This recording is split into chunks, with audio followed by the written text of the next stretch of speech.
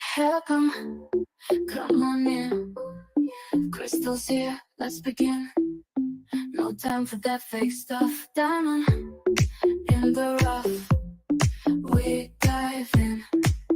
Nose wide. Real talk, hit it hard. Opinions raw and real. Crime talk, that's the deal.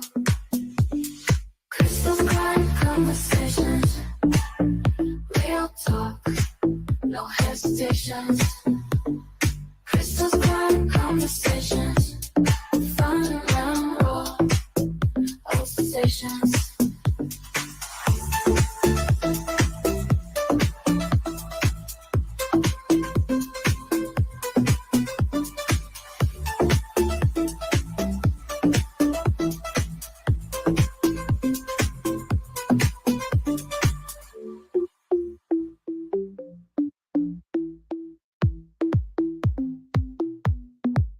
Hell, come on in. Fun and raw, all sensations. Let's go.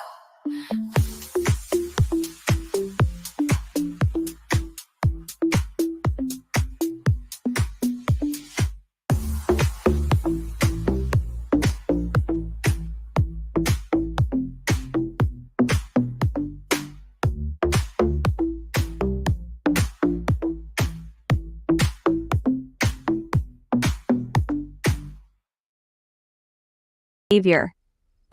Timestamp 113. Statement then, when I did come back on what I got bunch of tragedy pimps, terrorizing the underscore out of me.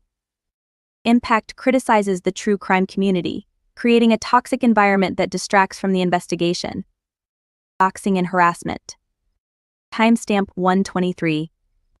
Statement they in their little camp they cleansed for were a little terrified about would have been possibly whatever right. Impact mentions doxing and harassment, which can deter public cooperation and distract from the investigation. False information. Timestamp 153.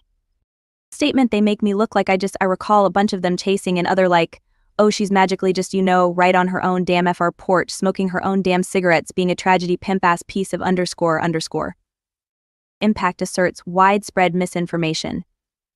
Undermining legitimate efforts to find Summer Wells. Exploitation. Timestamp 1112. Statement so it was either pull it from me or make me look, however they chose meanwhile nope and I took the BR again. Impact accuses people of exploiting the case for personal gain, which can discourage public involvement. Hour 2. Unverified allegations. Timestamp 246. Statement trying to wait between everything and against everything I know be like this. Impact makes alarming claims without concrete proof, spreading rumors. Criticism of law enforcement. Timestamp 2134. Statement criticizing the pace or effectiveness of law enforcement investigations can undermine public confidence in the authorities handling Summer's case. Impact suggests law enforcement and services are overwhelmed and cautious due to threats, undermining trust. Normalization of harmful behaviors. Timestamp 2207. Statement talking about things like blackmail and threats as if they are normal. Impact perpetuates a toxic environment by discussing normalized harmful behaviors. Misuse of information. Timestamp 2230. Statement criticism of true crime creators for spreading false narratives. Impact refers. All right, guys. So what this is what Jody Sue did on Summer's Day. What I have done is I've pulled out all her little timestamps and the incriminating things she says against the police, the community, YouTube, and things that impact the Summer Wells case.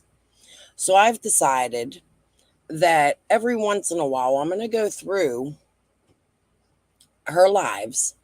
And this is what I'm going to do. I'm going to timestamp and I'm going to show her and the world how she impacts Summer Wells' case every day as what she could have been a potential witness to. This is legal. This is how the courts would do it if she was going to court.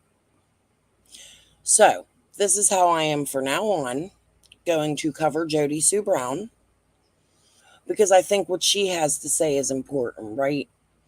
Now, other than this, I didn't have enough time today, but I'm going to pull out and do some other things too with these. So just stay tuned for it. Now, this was very fastly put together. I didn't have time. There's probably big mistakes in the voice and things like that. I promise next time there won't be. So forgive me if there's any hiccups. I haven't even listened to it yet. I just put it together, hurried up, and downloaded it.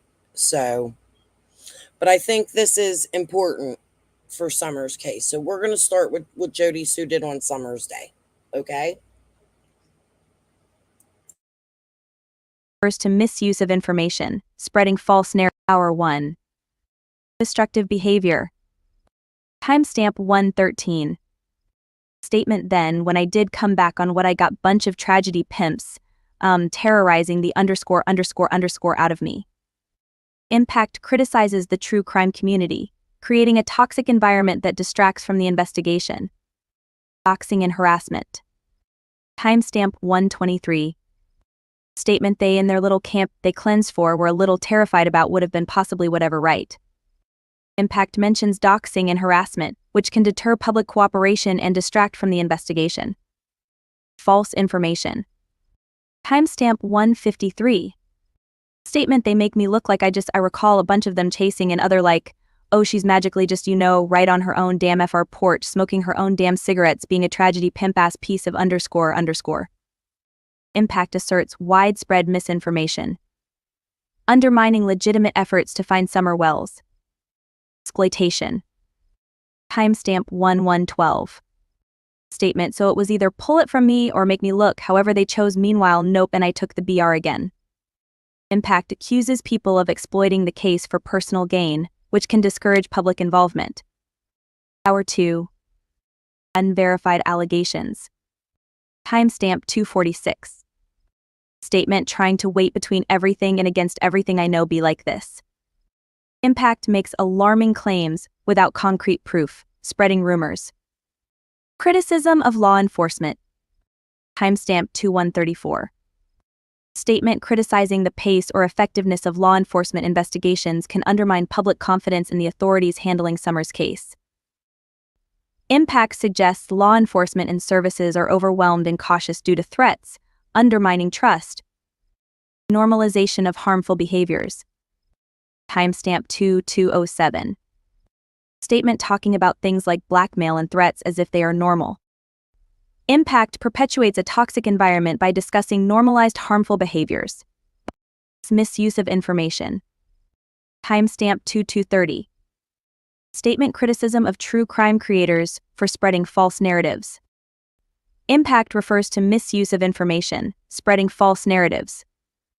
Implication of conspiracies. Timestamp 2306. Statement talking about fabricated or exaggerated information online. Impact introduces conspiracy theories, detracting from credible investigations.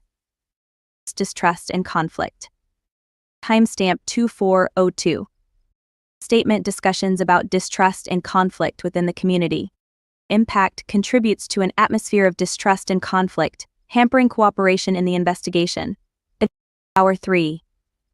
Harassment claims. Timestamp 356.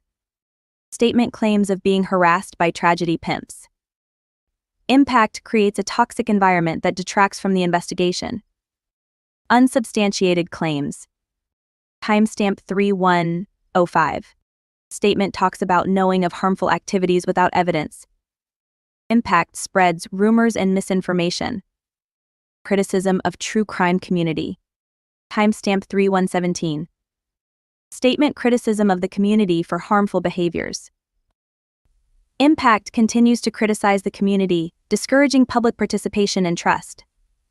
Conspiracy theories. Timestamp 3130. Statement mentioning conspiracy theories about law enforcement and other officials. Impact undermines the credibility of the investigation. Distrust and fear. Timestamp 3145. Statement expresses distrust and fear of the true crime community and law enforcement. Impact creates a hostile environment and hinders the investigation. Hour 4.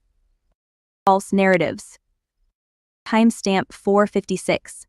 Statement, I mean hearing things like snakes and bears and then you was like, look, I know you messaged me non-billion times about different types of snakes you know. Impact discusses false narratives that divert attention from the investigation. Distrust of law enforcement. Timestamp 4102. Statement, law enforcement just doesn't quite realize how hot that one, yeah, you know how they go when they're not on the streets. Impact promotes distrust in law enforcement, which can deter cooperation from the public. Hour 5. Baseless accusations. Timestamp 5:46. Statement, I'm just the weight you know trying to wait between everything and against everything I know be like this. Impact makes baseless accusations, spreading rumors and misinformation. Community division. Timestamp 5:134. Statement, weaving screams to shade whatever the hell stories and things prior they want to tell people. Impact discusses community division, which hinders collective efforts in the search for Summer. False information. Timestamp 5207. Statement criticizing the pace or effectiveness of law enforcement investigations. Impact undermines public confidence in the authorities handling Summer's case. Hour 6. Misinformation. Timestamp 6:46. Statement, I mean hearing things like snakes and bears and then you was like, look, I know you messaged me non-billion times about different types of snakes you know. Impact spreads misinformation that can derail the investigation. Criticism of law enforcement. Timestamp 6:134. Statement criticizing the pace or effectiveness of law enforcement investigations. Impact undermines trust in law enforcement, which can deter public cooperation. Hour 6.5. Distrust and conflict. Timestamp 6:30:46. Statement, I'm just the weight you know trying to wait between everything and against everything I know be like this. Impact fosters an atmosphere of distrust and conflict, hampering cooperation in the investigation. Spread of rumors. Timestamp 6:31:34. Statement criticizing the pace or effectiveness of law enforcement investigations. Impact spreads rumors and misinformation that can hinder the search for Summer. These detailed explanations illustrate how each claim and statement potentially harms the investigation into Summer Wells' disappearance.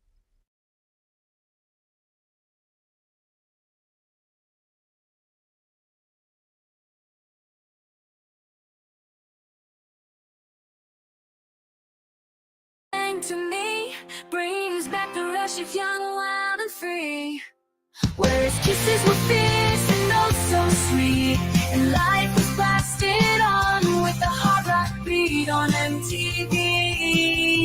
His eyes, they held the sunset's glow, warm and deep, they were a part of my soul. With every look he'd let me know his love was as real as old rock and roll.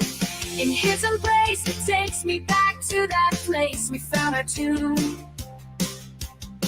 Rhythm of rock and roll beats waiting underneath the soft glowing moon. We found peace and love with stars written under that soft glowing moon. It was a cold night in the middle of June.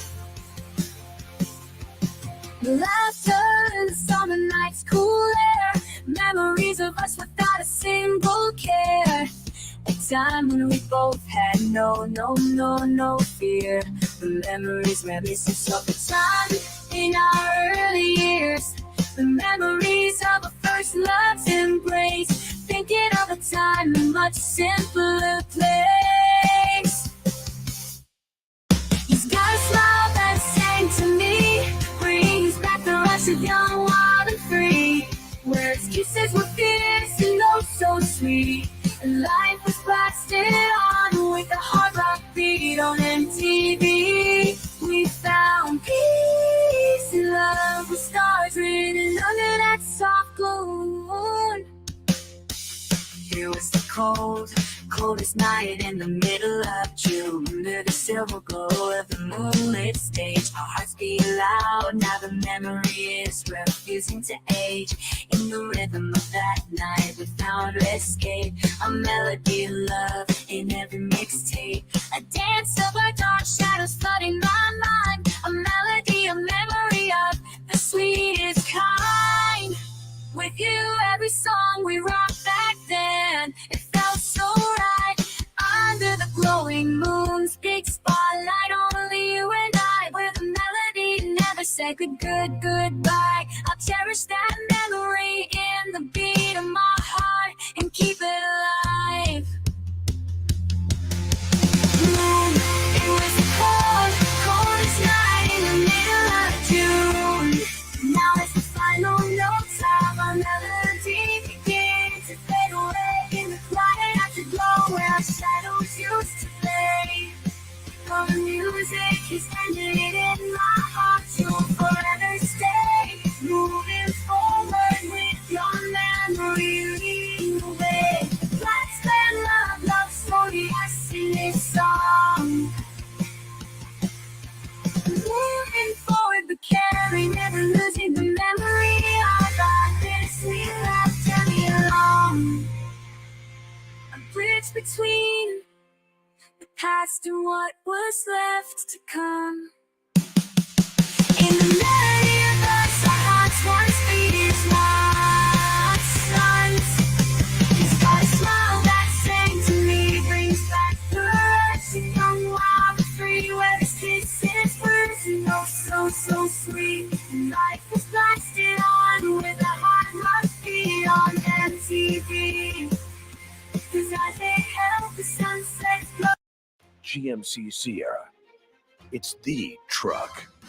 Get 1.9% APR on select 2024 Sierra 1500 models, or current eligible GMC owners get over $7,800 total value.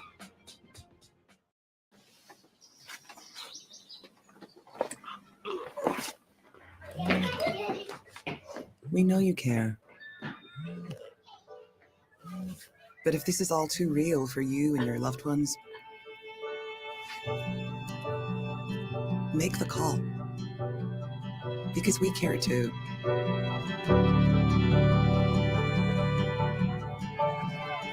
Home.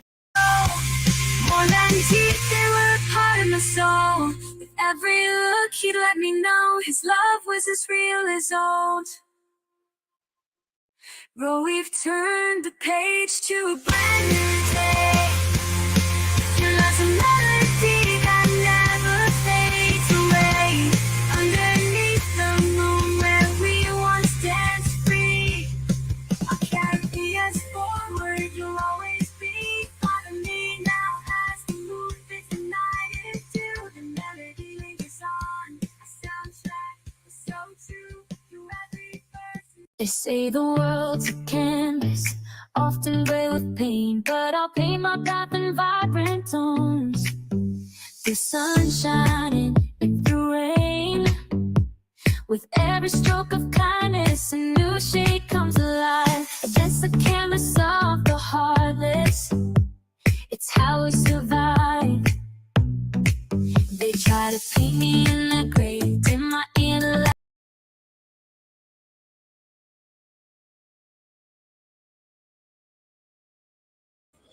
Holy cow, guys. Sorry about that. All right, let me catch up with chat real quick and say hello to everybody. Heather Lynn, Virgo Angel, Little Dev, Mishu, Innocent Until Proven Guilty, Hattie, my wrench, thank you, honey. A1 Way Street. Sorry, I'm blind. I couldn't tell if that was a 1 or an L. Ryan Finds Truth. Running Bear.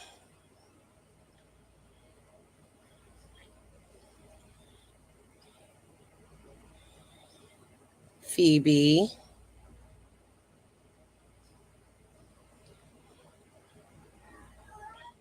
Geez, you guys were chatting. Ellie. I hope you guys are all doing well tonight. So sorry about that little interruption there. Like I told you, I wasn't prepared yet. I was running really late and I didn't want to be too late because it seems I'm always late. Listen, from now on, if I schedule a live for 10, expect me by 11. Okay?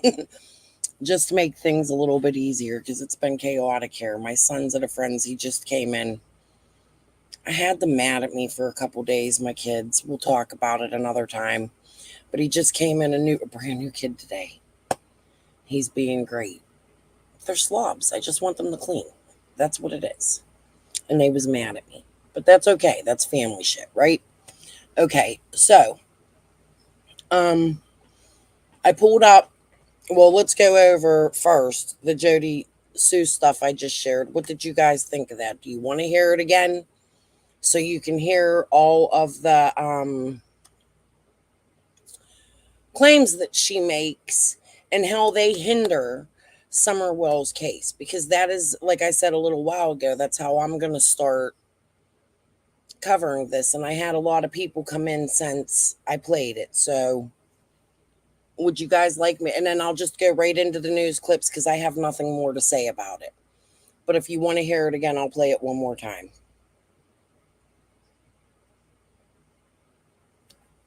Let me know in the comment section. I don't want to do nothing till you say yes, no.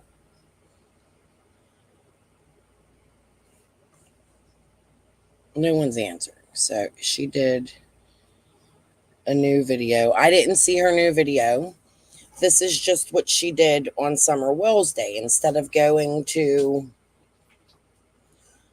any of the visuals or sharing a picture of Summer, she got on her YouTube and further hindered Summer's case as she does every day. And now I'm just trying to prove that without fighting. Oh, shh. Stop it, cat. My cat is fixed. Somebody want to tell me why it's crying like it's in heat? I don't know, my animals. It's a zoo in here. The last one she did. Yes, this is from that. These are the claims she made during that live on Summer's Day. And I'm just going to start pulling her claims out all the time because she goes after the tragedy pimps and the YouTubers, and she's caused the chaos in this case. All of it. She is the one that came to YouTube and started with claims just like this involving herself in a marathon, claiming there's fake feds chasing her. I believe it happened, but do I know that they were fake? No, I think they were hired actors, in my opinion.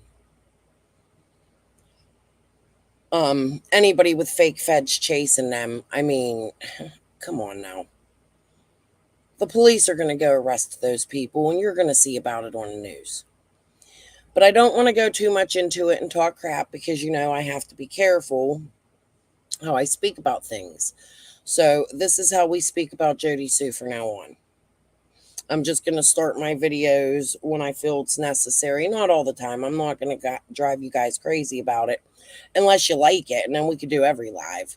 That's up to you guys. But I'm going to play this one more time so everybody can see what Jody Sue did on Summer's Day instead of even sharing a photo of Summer Moon Utah Wells. Destructive behavior. Time hour 1. Destructive behavior. Timestamp 113. Statement then when I did come back on what I got bunch of tragedy pimps terrorizing the underscore out of me. Impact criticizes the true crime community, creating a toxic environment that distracts from the investigation. Doxing and harassment. Timestamp 123. Statement they in their little camp they cleansed for were a little terrified about would have been possibly whatever right. Impact mentions doxing and harassment, which can deter public cooperation and distract from the investigation. False information. Timestamp 153. Statement they make me look like I recall a bunch of them chasing and other like, oh, she's magically just, right on her own damn FR porch, smoking her own damn cigarettes, being a tragedy pimp-ass piece of underscore.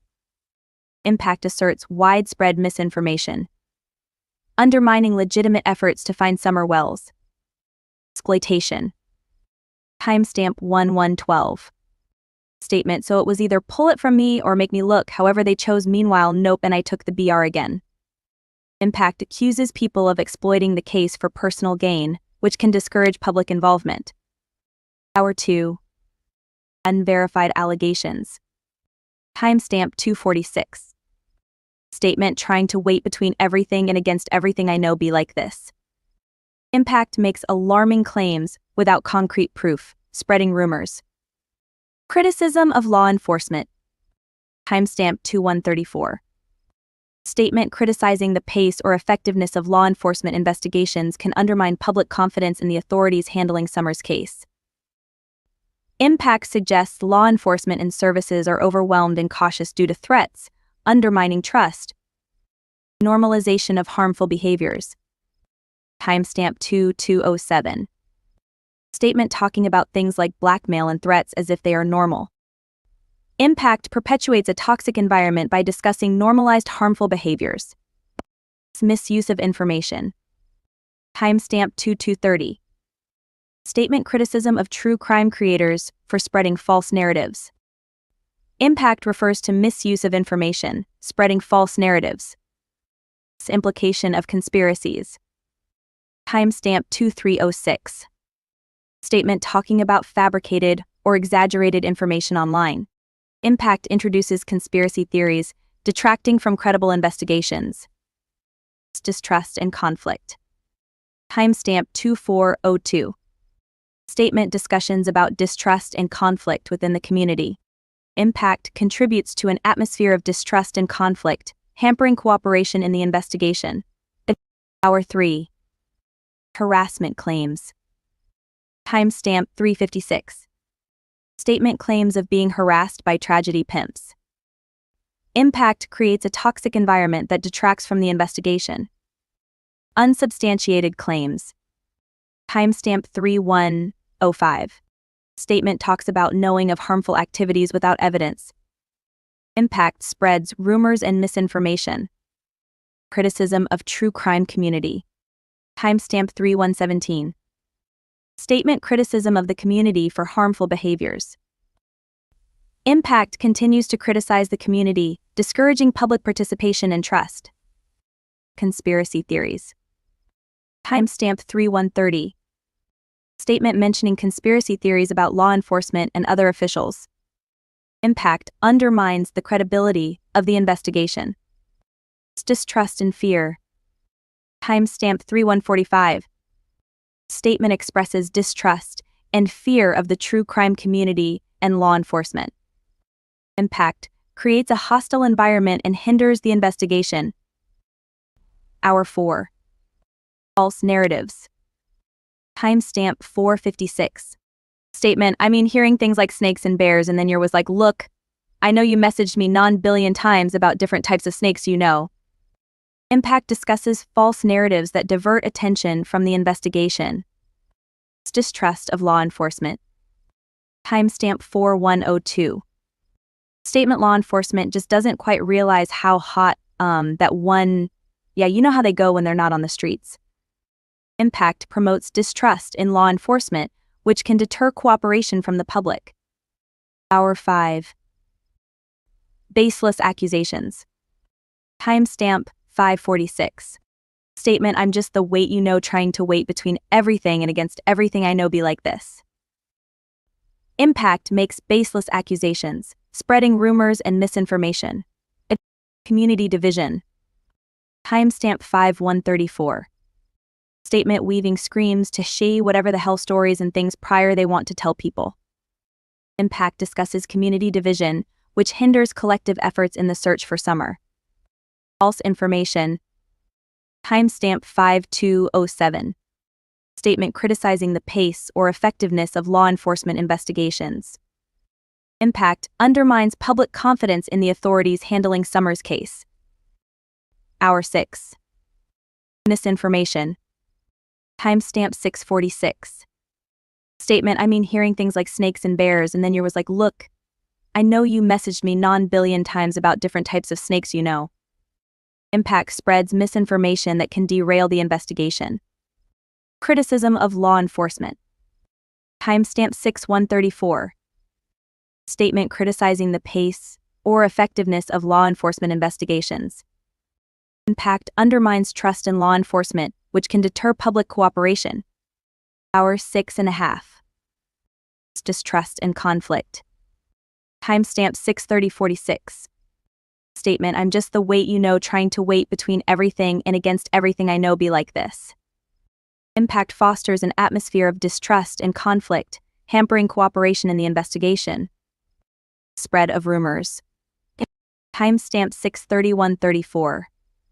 Statement criticizing the pace or effectiveness of law enforcement investigations. Impact spreads rumors and misinformation that can hinder the search for Summer. These detailed explanations illustrate how each claim and statement potentially harms the investigation into Summer Wells' disappearance.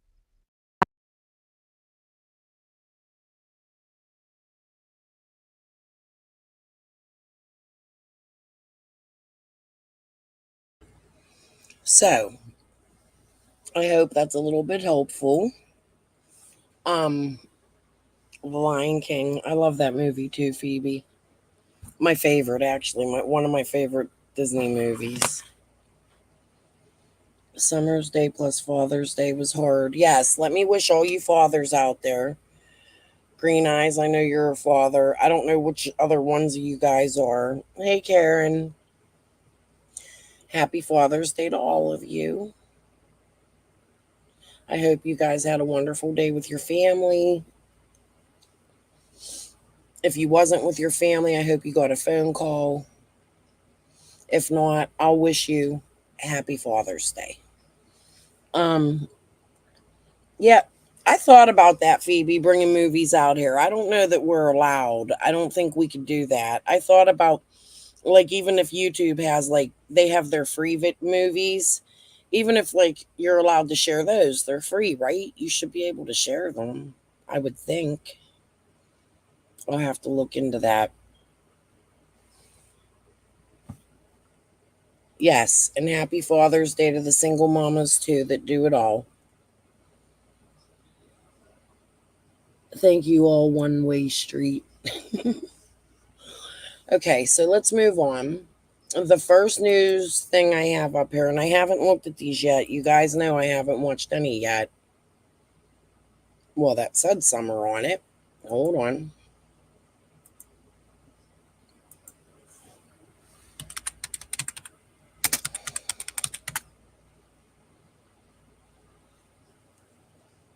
Here it is. Channel 5. They're usually very vocal in Summer's case. However, I could only find one news broadcast from them this year.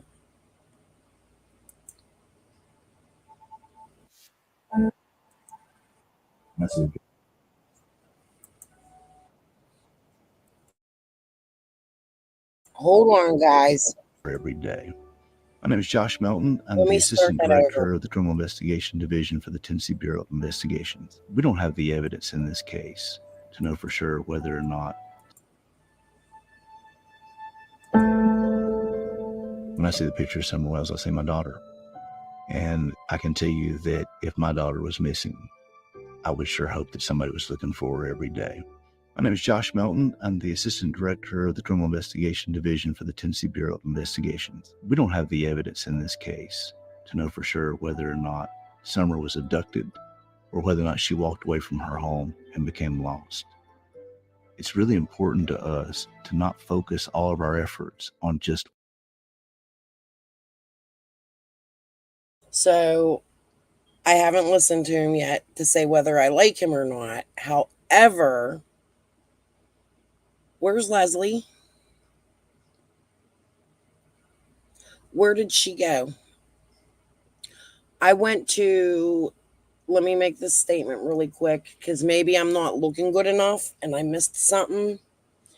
But I went to Summer Wells' newsroom page. They didn't add an update up there this year, guys, that I seen. If I'm wrong, somebody please share the link. That's why I asked on my Facebook and in my community if anybody had any links they wanted to share. So I'm kind of sad about that.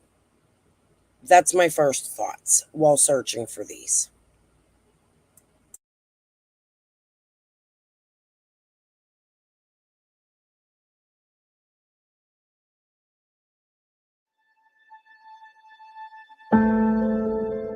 When I see the picture of Summer Wells, I see my daughter.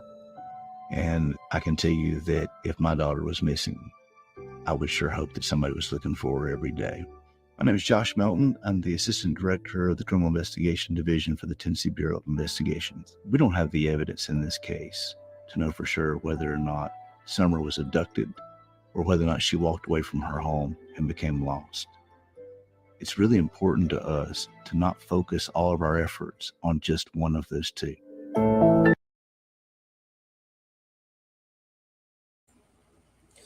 So I don't hear no mentions of a bear. They don't know whether she walked away or whether she was abducted. In my opinion, I don't hear anything about the parents. He doesn't mention foul play. So that's what I noticed so far. Let's keep watching. Remember, I haven't seen any of these yet. Many people have speculated what they think has happened in this case. The difficult part of the speculation is that if we as investigators speculate and focus our efforts in one direction, we're making a huge mistake. We have to make sure that we're being completely comprehensive as we investigate. We continue.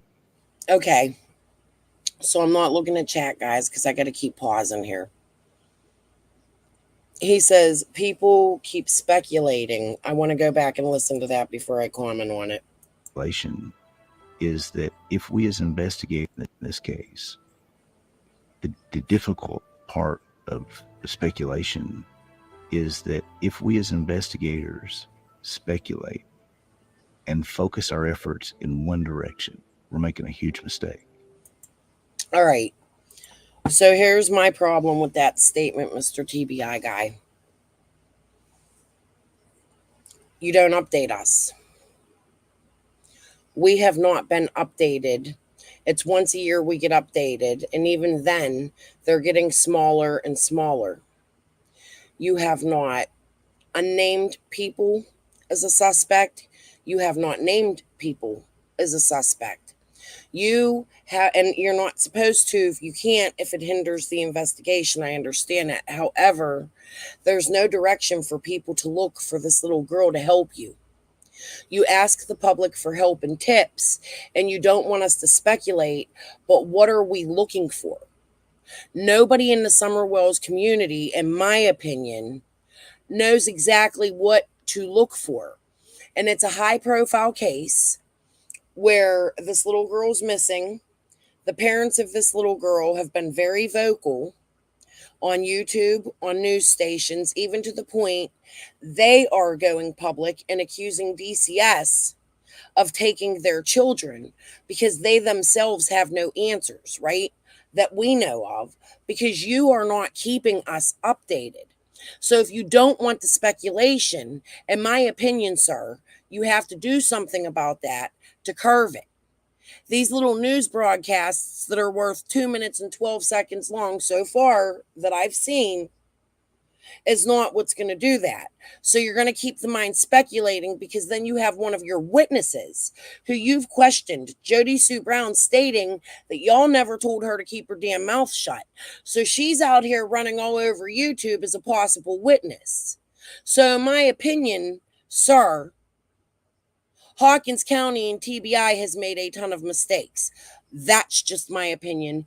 I don't know how my fans feel about it, other creators, but you can't curve the speculation if you're doing nothing to curve it. Moving on. Remember, guys, I'm not looking at chat after this video. I'll catch up on chat and then we'll play the next one. We have to make sure that we're being completely comprehensive as we investigate. We continue to And I appreciate that. You should be very comprehensive.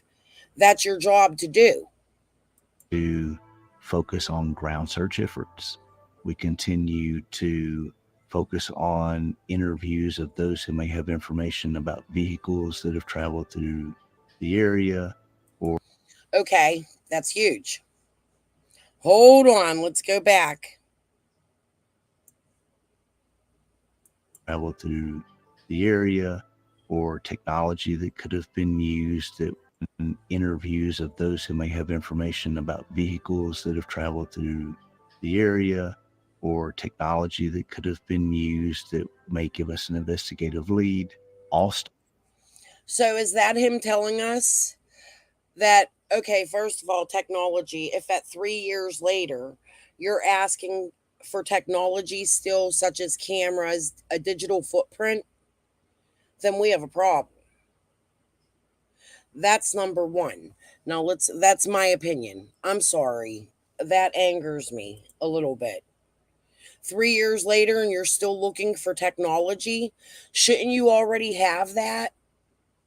365 times 3 is what, guys? How many days have they had to get all the technology that they are still asking people for technology? I'm sorry, sir, but I have to criticize that. we continue to That's my opinion. focus on ground search efforts. We continue to focus on interviews of those who may have information about vehicles that have traveled through the area or technology that could have been used that may give us an investigative lead. All stones are being turned over. We have some of our most talented agents assigned to this case. We have brought in subject matter experts within TBI. Does that bother you guys that he said that? See, those are the kind of things I point out. I believe the case needs a fresh set of eyes, Phoebe. But I don't know who that fresh set of eyes would be. They've had everybody on it. They've had the FBI, the card team, the TBI. I'm sure millions of people, and I'm sure they know more, but I don't understand why these people are still asking for a digital footprint after 3 years. And for questions about the truck. They're still questioning what vehicles were in there. They still have no clue what vehicles were in there that day. That's worrisome to me.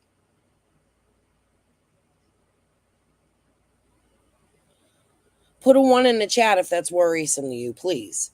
Let me see if anybody feels how I feel about that. We're going to go listen to that whole section there again.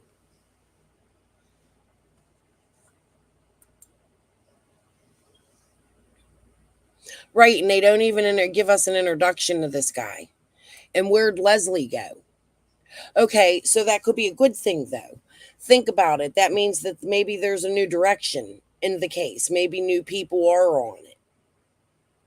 Is this guy from another part of Tennessee? Has he covered any other cases? Let's listen to that again. That bothers me. Focus on ground search efforts.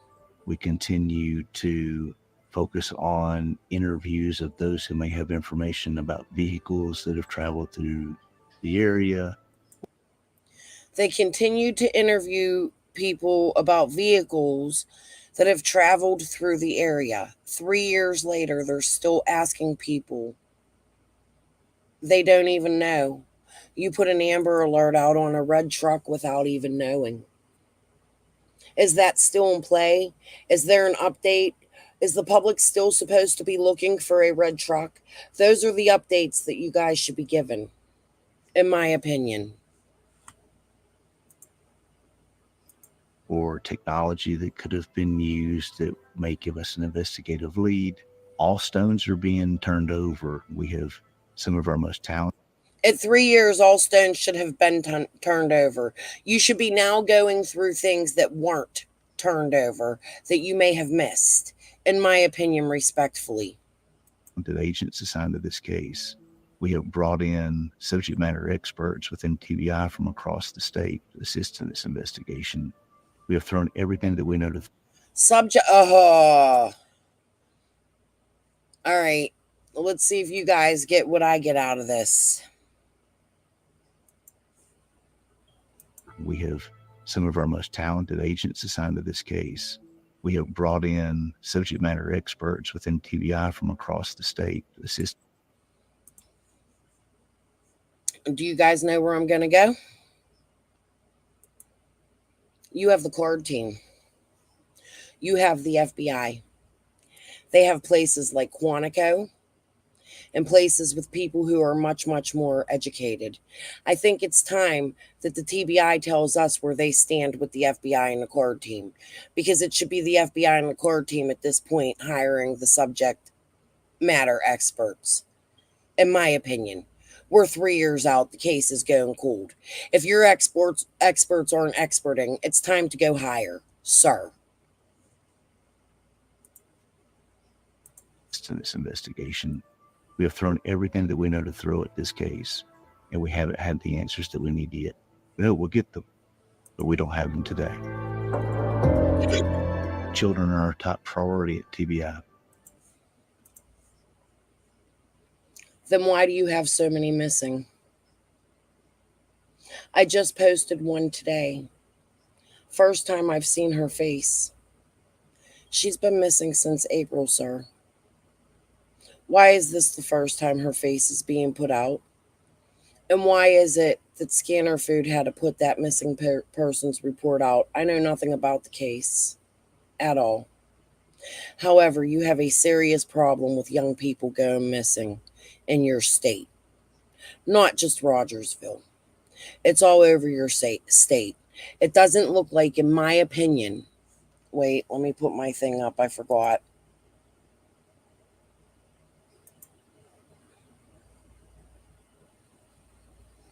In my opinion, sir, it doesn't look like you're doing everything you can. They're the most vulnerable population that we have. Sometimes you got to eat the loss and let the bigger people come in. Being proud isn't helping these missing children. You suck, in my opinion. They're our most precious things in our world. Our commitment to the public is that we're not going to allow this case to sit on a shelf. We are committed to bringing Summer home, and we will keep the work. It's already sitting there, sir. It's already sitting on the shelf, in my opinion. Statements from Fred Hill and Jody Sue, as well as the parents, have cause for charges. Things they've done. You can put their asses all in jail together. I guarantee you one of them would talk. The neighbors that haven't been looked into, there's no confirmation that the whole Sullivan County side has even been searched, sir. You haven't come out and told us how many miles you've searched on each side of the county. You've given us radius or square miles.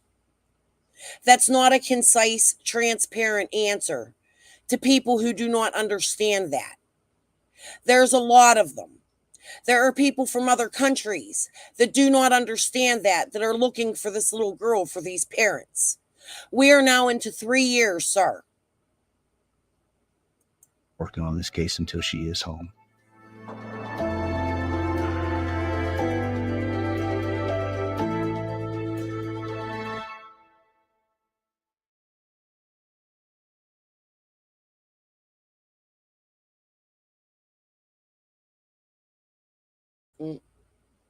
Damn it. I really hope I didn't have my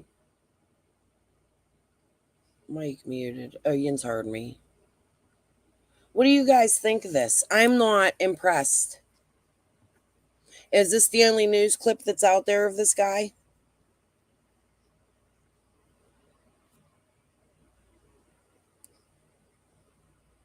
I'm not impressed. He didn't even introduce himself to us. There was nothing heartfelt in that to me. I'm sorry. I know other channels are covering it like, oh, listen to what they said. You don't even know what cars were in that hauler that day. I'm sorry, but the community has a right to be angry about that, and that's my opinion. That's some poor ass investigating if that's the truth. Now, I've also been covering that they could be lying to us. So I'm basing it on what he's saying and not what could still be truth. This is speculating on what this man came to the public and told us. All right, let me hold on a minute. Click out of that one. Get rid of the invasive ads. There ain't none. These were all set on summer. I don't know why they changed.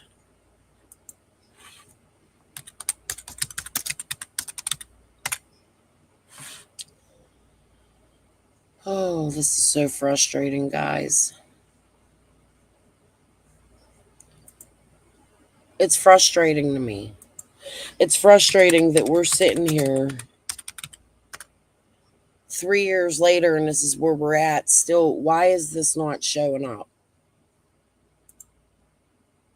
Hold on.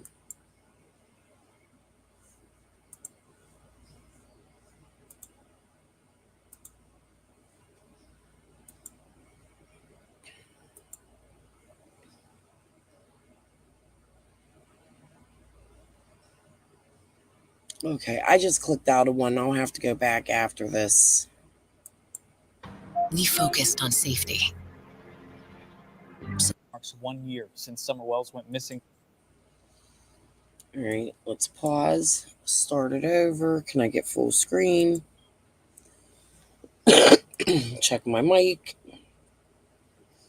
All right, I'm still not looking at the chat, guys. I will catch up in a moment. Actually, let me catch up a little now because it's getting... All right, I seen lock those monsters up. Hold on, I'm going to take a drink of water here.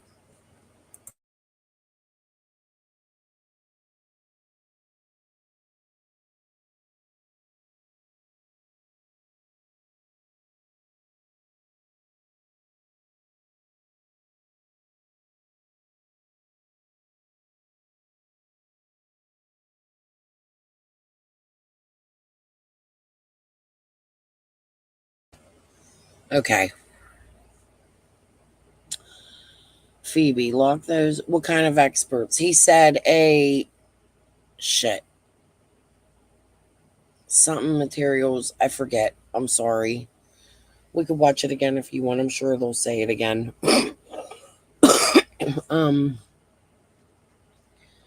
Bring in the army. Innocent, that's exactly what I feel too. I'm sure he was cheerful with words. I don't know what you guys are talking about. I don't believe it's getting cold. I feel like arrests are coming. I hope so, Running Bear. But I will tell you, after watching that guy talk, like, I don't have very much hope. I don't understand why they're still trying to find cars in the area unless that was in reference to Fred and Fred lying, but we don't know that. That's just our assumption, right? But that would mean that somebody in that hauler isn't telling the truth if that's what he thought, that there were more cars there and they're still looking for them. Well, you know what? The tree trimmers were there that day. So many other people were there. Why is it that people can't state what cars? Ellie's in my chat. Ellie's sister was there for a 15-minute period of time. She told us a lot of information. She doesn't have to come to YouTube and tell us, but she told us about the telephone pool. Why aren't they going to these people? Like, what the hell is going on? I personally am not happy with that little report we just watched, but that was my first time watching it. Give me a little time to watch it over in a week, my mind might change, but I'm just the first time that's my reaction. You guys are getting my first thoughts reacting to this crap. Okay, the Wells did not outsmart the FBI. No way. No. But I feel like there's some kind of conflict. So something that's always bothered me, if you look at Monkey Vaughn's case, other missing children's cases, even cases with missing adults, even gun charges or drug charges. When the FBI is brought in, they're usually standing next to law enforcement in the state agencies when they do news reports. Have any of you seen that? What is the reason? Is there pushback from TBI? Is there pushback from Hawkins? Did the FBI just say, hey, we're done? Like, these are the questions that TBI should be answering to. Those are updates. Like, who's still involved? What agencies? You don't have to give details of the case. But those are the things that they do not update us with. And that's where I draw my line in the sand with them.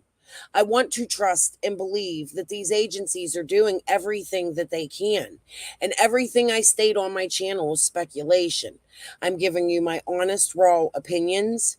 When I say this, it doesn't mean follow me or believe what I believe. But in my opinion, I don't like what I just watched.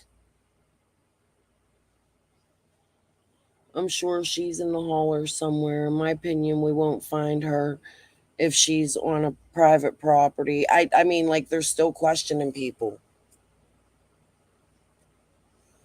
What cars were in there? Why are you still asking for digital evidence? Like, don't ask. Go get a fucking warrant. Have a judge sign off on it. Make it court ordered that they give it to you. Right. They do. There's a lot of them. I agree with that. I give them props for that.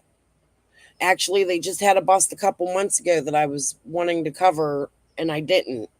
So they do. They are doing what we would think is a good job there, but is it good enough? Like, we don't know that Summer was gone in that sort of way. We have assumptions. We assume, we speculate about it. That's what we do as YouTubers, subs, creators. Everybody's going to speculate. Speculation is just a part of human nature. But it's a part of controlling the speculation, and that's the TBI's job to do. That is Hawkins County job to do. And they're not controlling it by not telling us, like, what agencies are working the case. Like, it doesn't even have to be specifics pertaining to Summer's case. It just has to be, I can't fault him. I think our army should look for our kids first. I agree. Well, you know what? We have the National Guard, and they are known to look for kids. They are known to do things like that, save people from Katrina. If those woods are so hard to get through to look for this little girl, get them. Hold on, guys. I got a cough.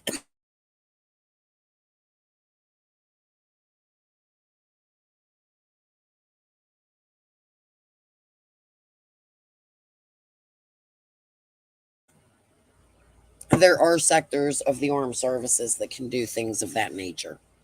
I have to agree with the Wills with that. Now, can we go demand them to do it? No. Is it national security? No. But those are the type of things that FBI can call for if needed. I just don't see a lot of FBI involvement from the beginning of this when they say they're involved.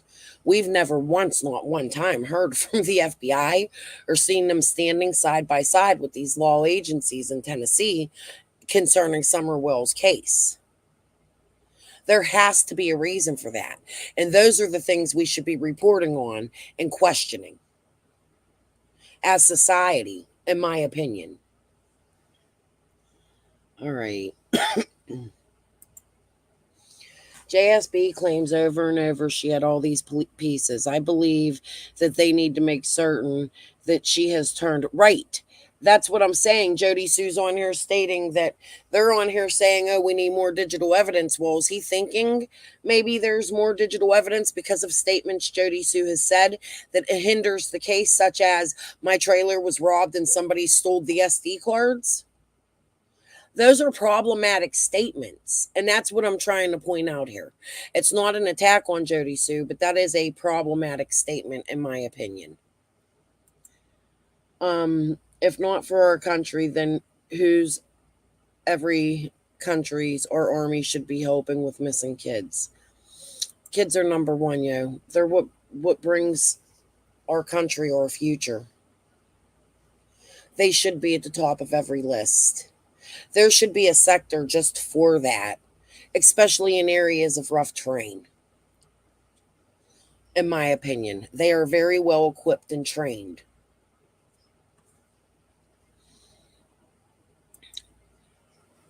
Yeah, Running Bear. And that's because they've put it out there for us to speculate on them. They've come out here and they've played games and they've made odd statements. Like I've said earlier, just that one live from Summer's Day, yesterday. Instead of sharing a picture, she's out there making incriminating statements. She does it daily. We do too, but we're YouTube creators and we don't have an education in YouTube. None of us. We're just real people like our subs that get out here and try to do something. Try to make a difference. And then you have people like Jody Sue going on and trying to discredit the things we say, causing confusion and making statements like Andy gave such and such to babies. She can't get along with doing that. Like, why isn't she arrested? She's making claims of fake FBI agents. Well, then they need to bring her in and question her. Why, Jody Sue? Why are you making these claims? It bothers me that it doesn't seem to me like they are doing that. That all had to do with the marathon and local people to Summer. I've been wrong going around accusing people of this and of that, but these people make themselves suspicious. When somebody tells me they smell death on the job site of Dawn Wells after Summer had gone missing, I don't give a fuck if I get a lawsuit. I'm bringing it to YouTube. I'm here for Summer. I'm not here for these fucking people. I'm here because I'm covering the case of a small missing child who isn't even so small no more. She's going into her preteen years now. Everybody's throwing a fit about this. You know what? We'll get into the missing poster picture another day because I want to plan a live. Thank you, Ryan, for agreeing with me. Innocent, he's shady. I think everyone is sketch. Me too, laugh out loud. But did it at least say criminal TBI investigator? That's a good thing. It did say that. It did say that. So I feel a different tone from this. But I don't like how he didn't. Like, these people know that, man, the people on YouTube, people on Facebook, people in her community, even some, have gone to bat to cover this case, look for this lost, missing little girl. It's caused a lot of problems for a lot of people. He has to come out and tell us who he is and act compassionate. And that is something I just do not see from TBI. And it's been that way for me since Evelyn Boswell's case. I noticed a lot of the same behaviors. Like, okay, it's okay to be stern. The public will understand that you cannot give us information, but there are facts that you can give us, which is who is investigating, who is lead. You can't even come out and say, hey, this is the lead person on Summer Wells' case. You can't come out. You should come out and say there is a gag order on Hawkins County Police Department. Please quit calling and asking them questions. They are no longer allowed to speak about Summer Wells' case.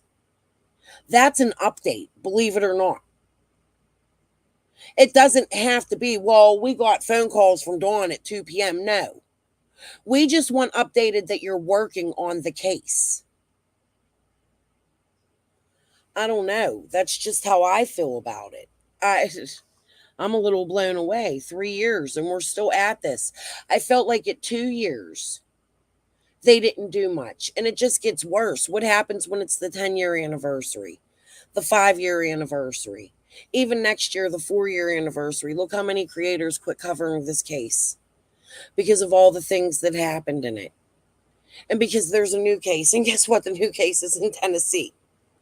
You're not getting rid of the YouTube creators until you step up and do what's right and report on the case correctly, where it won't always stop the confusion, but it'll cause less confusion if you do that.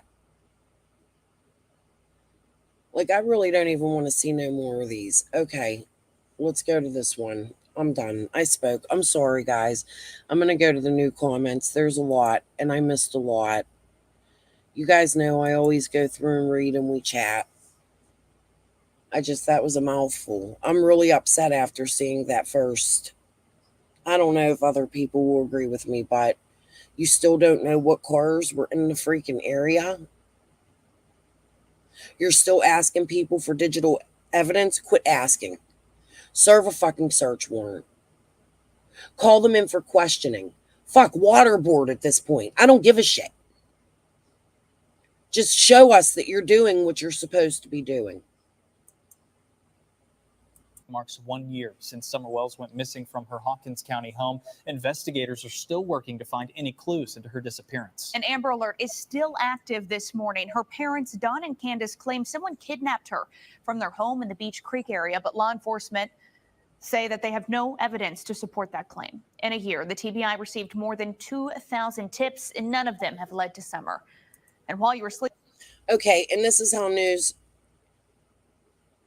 twists shit. That's not what that guy said. That guy said, we don't know if she was abducted or walked off.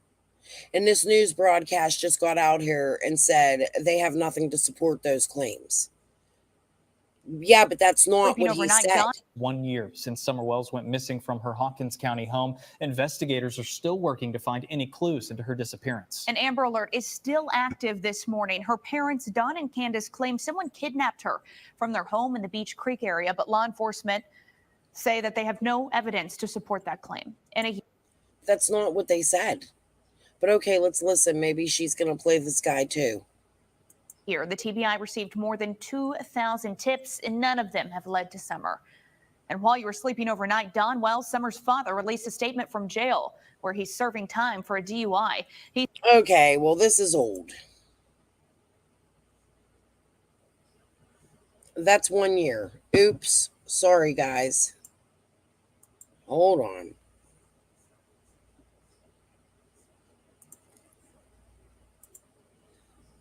Ooh, I was about to be mad. Okay, that's why they said that. That was wrong. I got it. I thought there was 3 news. When I see the picture of Summer Wells, I see my daughter. And I can tell you that if my daughter was missing, I would sure hope that somebody was looking for her every day. My name is Josh Melton. So this is what we just watched. So it's the same thing. I'm not even going to watch it again. Okay, hold on. Next. I'm really disappointed this year, guys. Is this all the news clips for real?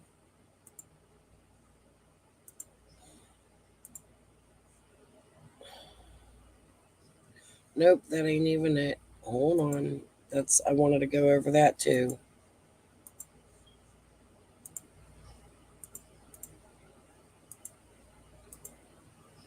I clicked out of it though.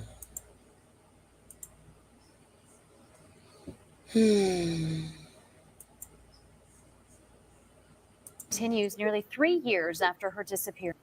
Search for Summer Wells continues nearly 3 years after her disappearance. Thanks for joining us. I'm Sarah Diamond. And I'm Casey Marler. The investigation has captured the attention of many people in our region and beyond.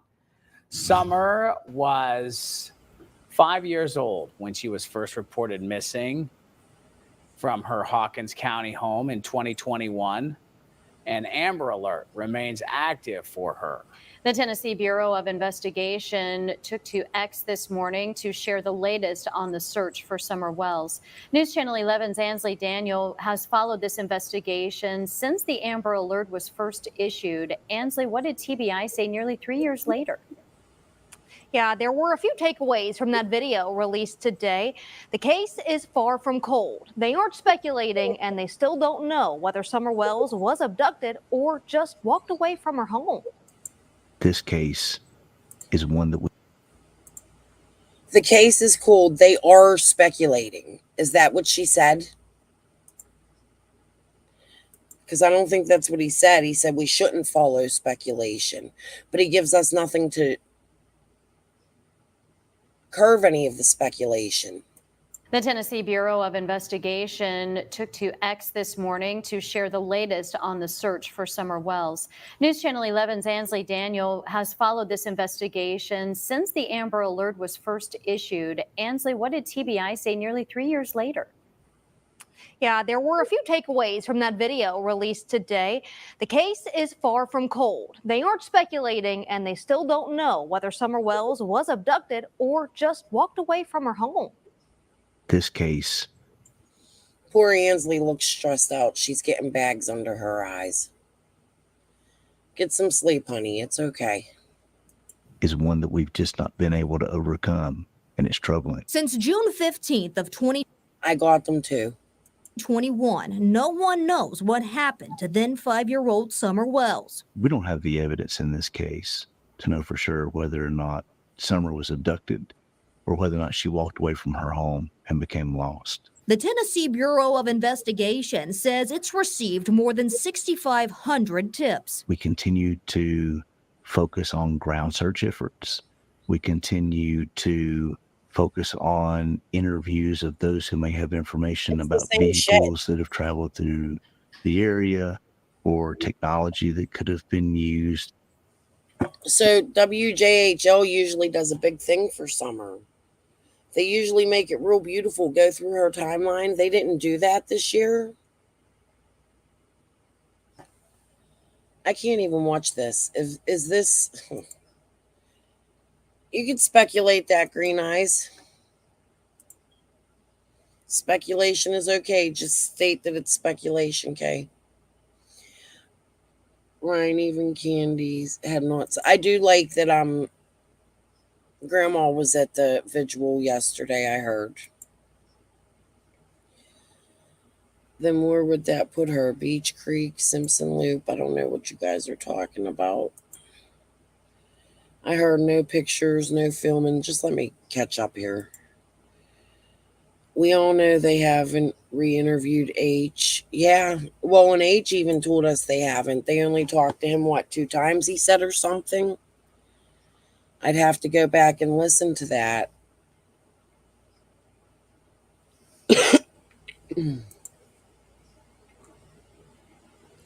Who was on panel with John Q last night? Innocent.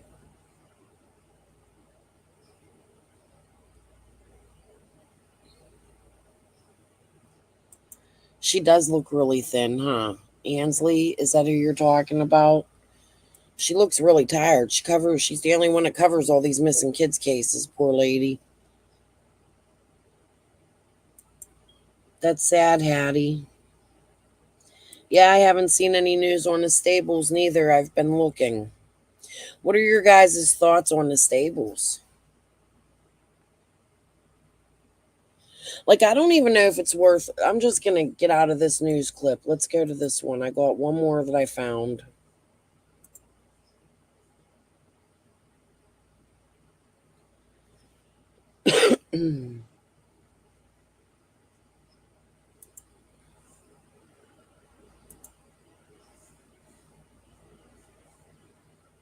Stupid ads.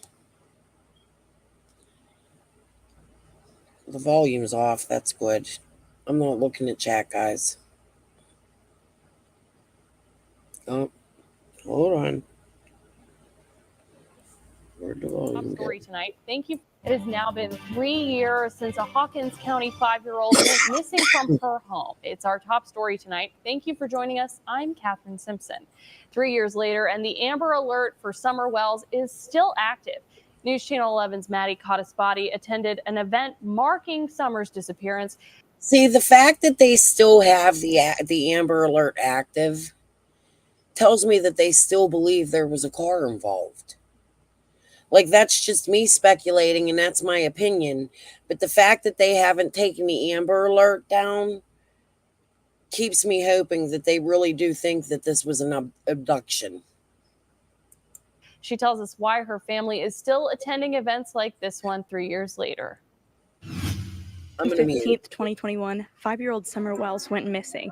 Now, 3 years later, the community is doing all that they can to keep her name in the public's mind. Summer's father, Don Wells, says he keeps attending events like this one called Summer's Day in the hopes of connecting with his missing daughter. Summer might see this one day and hear her name and be like, wait, that's my name. They're talking about me. For the last 3 years, community members have gathered on the anniversary of Summer's disappearance. You guys know I have to be kind and I have to skip past. I cannot comment on some of this cookie cutter bitch shit as she sits on the screen. So I'm just going to skip past and not comment on some of this stuff because it might interfere with things I have going on legally. I apologize. Decided to hold something that was not really a prayer vigil, but we wanted to kind of focus it on child safety and awareness for Summer. So it kind of has a double purpose. The event featured activities such as rock painting and offered information on staying safe this. I do have to admit, I think they learned a little and I think they got better. I like the idea of having the kids come in and maybe giving out like thumbprints and things of that. I'm happy there was no twerking or partying or loud music or overtaking the other locals. I'm happy people worked together. There was no fighting. However, I do have other opinions about this, but them ones are going to stay to myself today. I do appreciate the good things that these people did this year. Thank you for being there for Summer without making a mockery. That's just me adulting. I really don't want to. I'd rather be petty, but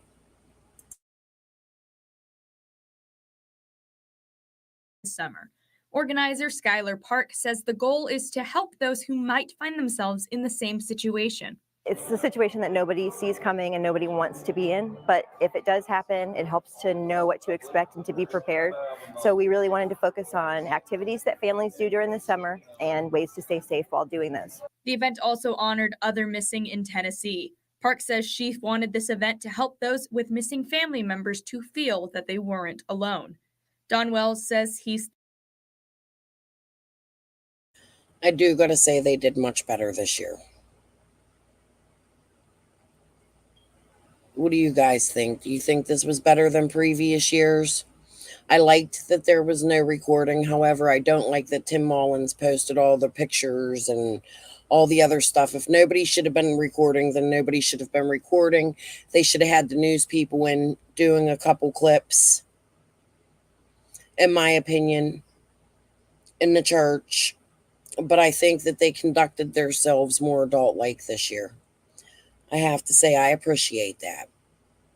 I do have thoughts on some, though, and I can't. And it isn't the way they conducted themselves. There's other things. There's just things that if they come up in the news, because I've seen them in pictures, and they're things I sadly cannot speak about. But I do have other opinions, and one day when I'm able to, hopefully I'll be able to bring them TT opinions out. Okay. thankful. We think a lot about Summer, or I wish she could be here with us. I don't know. I'm glad that people are doing this for me and my wife. It helps us a lot. The event ended with a butterfly release at 7:03, the time when the first officer arrived on the day of Summer's disappearance. While remembering her is important, the Wells family says they want to see her. Why not the time of the 911 call? I have to question that. I wouldn't have done the time the first officer arrived. That's not what's important. Summer should have been able to be found from the time the 911 call went in. Just my opinion. Or come home. We appreciate the community and those, people that are supporting us, and they're keeping their eyes and ears open for Summer. Anyone with information regarding Summer's disappearance are asked to call 1-800-TBI-FIND. In Kingsport, Maddie Cottaspati, News Channel 11. At Local Orthodontics, we take pride in crafting beautiful smiles for all of our patients. We have now Local Remote, a program we're offering that helps patients to progress.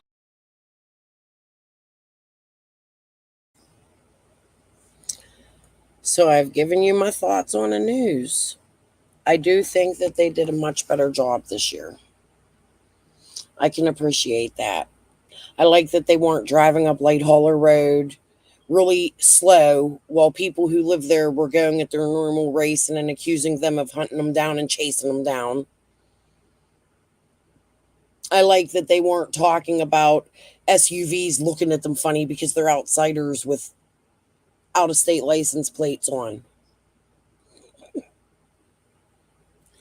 I haven't heard any of that, so that's nice. I like the way the church was conducted. If Tim wanted to put some pictures in his Kingsport ME, fine. But where's he at? He's over on the Facebook groups, tormenting people, blaming DHS. Listen, guys, I do want to get in. I want to do some research on DHS because I agree. DHS, CYF, we call it CYF here. CPS, whatever you call it, wherever it is, they have problems. They're understaffed. I believe they, in some cases, taken funds from agencies they don't need, like a step-up program next to the CYF office where somebody from a 501c3 goes and picks up children that are being removed from their home with no real educational credentials and then collecting money for it and putting it on TV. That's my opinion. We won't name the place that gets all of Summer's reward fund money, but whatever. I'm allowed to have my opinion. I don't talk about Mullins, but I do find him sketchy. He's not clear and concise. Here's the thing. If a family hires a media manager, right? That media manager should be able to come publicly and speak to people like a human and connect with them. In my opinion, Tim Mullen has done nothing to connect with community. He has not been a leader for the Wells. He has not, this is just my opinion.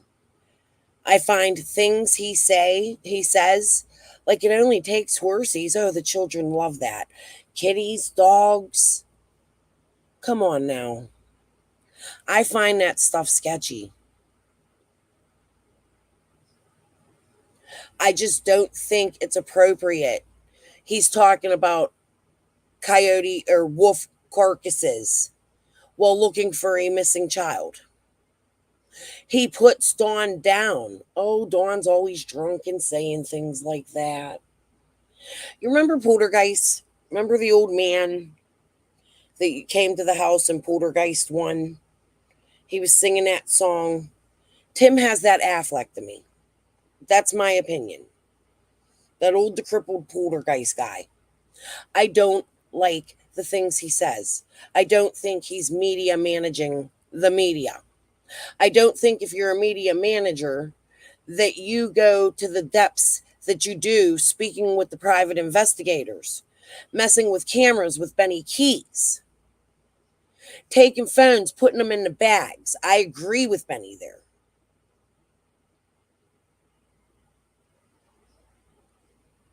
I don't want to put Tim down. I want to have confidence that somebody is out there doing right for the Wells, for the missing child. But it's people that are intertwined, to me, in my opinion, in this case, that do creepy things that make the family seem creepier. It adds to it. He brought in them We Can Bring You Hope people, in my opinion. Dawn's on the toilet. They're telling him, sit down, Dawn, sit down. I just look at things like that maybe differently from other people. And I know a lot of people in my chat, Innocent, she supports Tim. She supports the Wills. And I hope we can have this adult where we can disagree. I don't support Tim Mullins. I find his role not helpful to the Summer Wells community. What he did that one time, he's going to interview Dawn on his channel. He comes on creepily the night before, complete silence, saying weird stuff. Then Dawn comes in. He narrates it. He makes it more about religion. This isn't about religion. You're doing exactly what Chris McDonough did, Tim, in my opinion. I don't think you're any help to the Wells family. I don't know. I do have a problem with the new pics. Now they're a target. Lady, oh dear, I'm shutting my mouth at the baby's name. Am I pissing people off? I thought you supported Tim. Innocent, you don't? I could be wrong. I'm sorry if I am. I misspoke. I just thought you supported that whole... Did you say I support Tim Mullins? No, I don't. Thank God. Because I thought I was going to get some hate for that from you. Blue Bella, I was horrified when I saw the boys' picture. Leave them alone. They look healthy and happy. Yeah. See, and that's the thing. Like, for me, I don't try to attack Dawn and Candace because I don't know if they're guilty. Do I think, in my opinion, they're pieces of shit? Yeah, I do. You want my honest God opinion? Look, I'm having a fight right now. That's part of why I'm late today with my own children. So I'm going to get on here and I'm going to tell you some more of my business. I walked upstairs today for the first time in quite some time with a door open to my grandson's bedroom. Pop bottles, dishes. There was some dog poo up there. Like, it was just fucking gross. Okay? So I had a fight with my daughter-in-law the other day because I told her, you got to get up and clean like this is my home. You can't live like this, and I don't want my children seeing you live like this. Now, they're young parents. You get lazy. I even did it myself at a young parenting age where you just get lazy. She just had a baby. You know what I mean? But it's those type of things that you can't, like, I would never, me being a parent to my children, I have to teach them, you go pick that shit up. Like, straight, there's my no holds bars. You're going to get up there and clean that shit. You know what I mean? You don't have to be rich to be clean. So it bothers me that, and I get it, country girl, running around in the dirt, barefoot, that was me. I did that when I was a kid. I wasn't a country girl. I was on the beach and in Florida and up here in Pittsburgh in a dirty alley and playing on the riverbanks. You have that in all walks of life, right? Like, you don't have to just be a country girl to be a tomboy. However, it is up to parents to make sure their house is clean. And if not clean, I have a lived-in home. I have a very lived-in home. My house is not clean. I have holes in my walls in certain areas from things hitting the walls. Even my son, when he was a little younger, he put a hole in my door upstairs. You know what I mean? Like, I have those things in my home that are wrong. However, I at least twice a week make sure my floors are swept. When the kids go to bed, even after an exhausted day as a grandma, after I'm done here on YouTube, right before I go to sleep every night, I take the kids' toy crate and I pick the toys up and I put them away. I make sure there are clean sheets. That's something else I was flipping out about all my kids. There wasn't a clean sheet on my grandson's bed. Hell no. Like, my kid, you need to sleep with a clean sheet. Like, you don't want their mattresses. If they pee, you get a sponge and a bucket and you clean it up. So that bothers me about the Wills. I understand kids being dirty. I understand shit on the steps, snow tracking into the house, fall leaves coming in. I understand dishes sitting after a completely exhausted day of mothering. However, I don't understand 6 months of dishes sitting in your sink. So I do criticize the wills in that way. That's my opinion. It's not speculation, it's an opinion that I have. However, I went really into that. On the flip side of that, I can see the neglect in the dirt. But on the flip side of that, I see Candace in boats on the river with her and the kids' friends. I see trips to Gatlinburg. I see trips to Wisconsin. I see beautiful pictures of family. I see lots of playful events that Candace went to. I hear stories from Crystal Spencer that Candace was at the Easter thing with the kids. She was very interactive with them kids.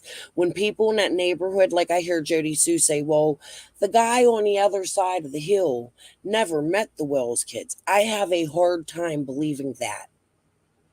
Candace was very, even if Dawn was not, intertwined in her community. And you could see that. They went to each church. I see love with them kids as well.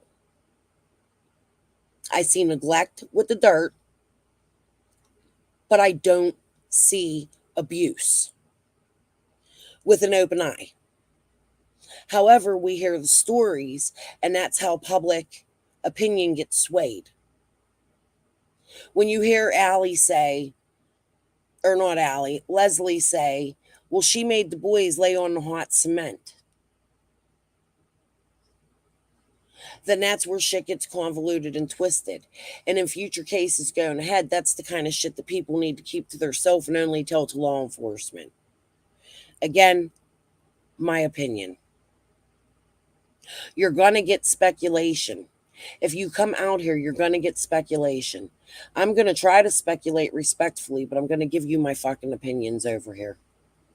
That's plain and simple. And I'm not going to be told that my opinion is wrong because somebody else has a wrong opinion than me. As building friendships and loving summer and being people in this community, we have to be able to talk about these cases with speculation without being attacked by Jody Sue. Because that's what we do. And Jody Sue's on here, oh, the tragedy pimps, the tragedy pimps. You know what? Let's play it one more time. And somebody asked for the link. I'll throw it right after this video. Hold on. What's about to go down?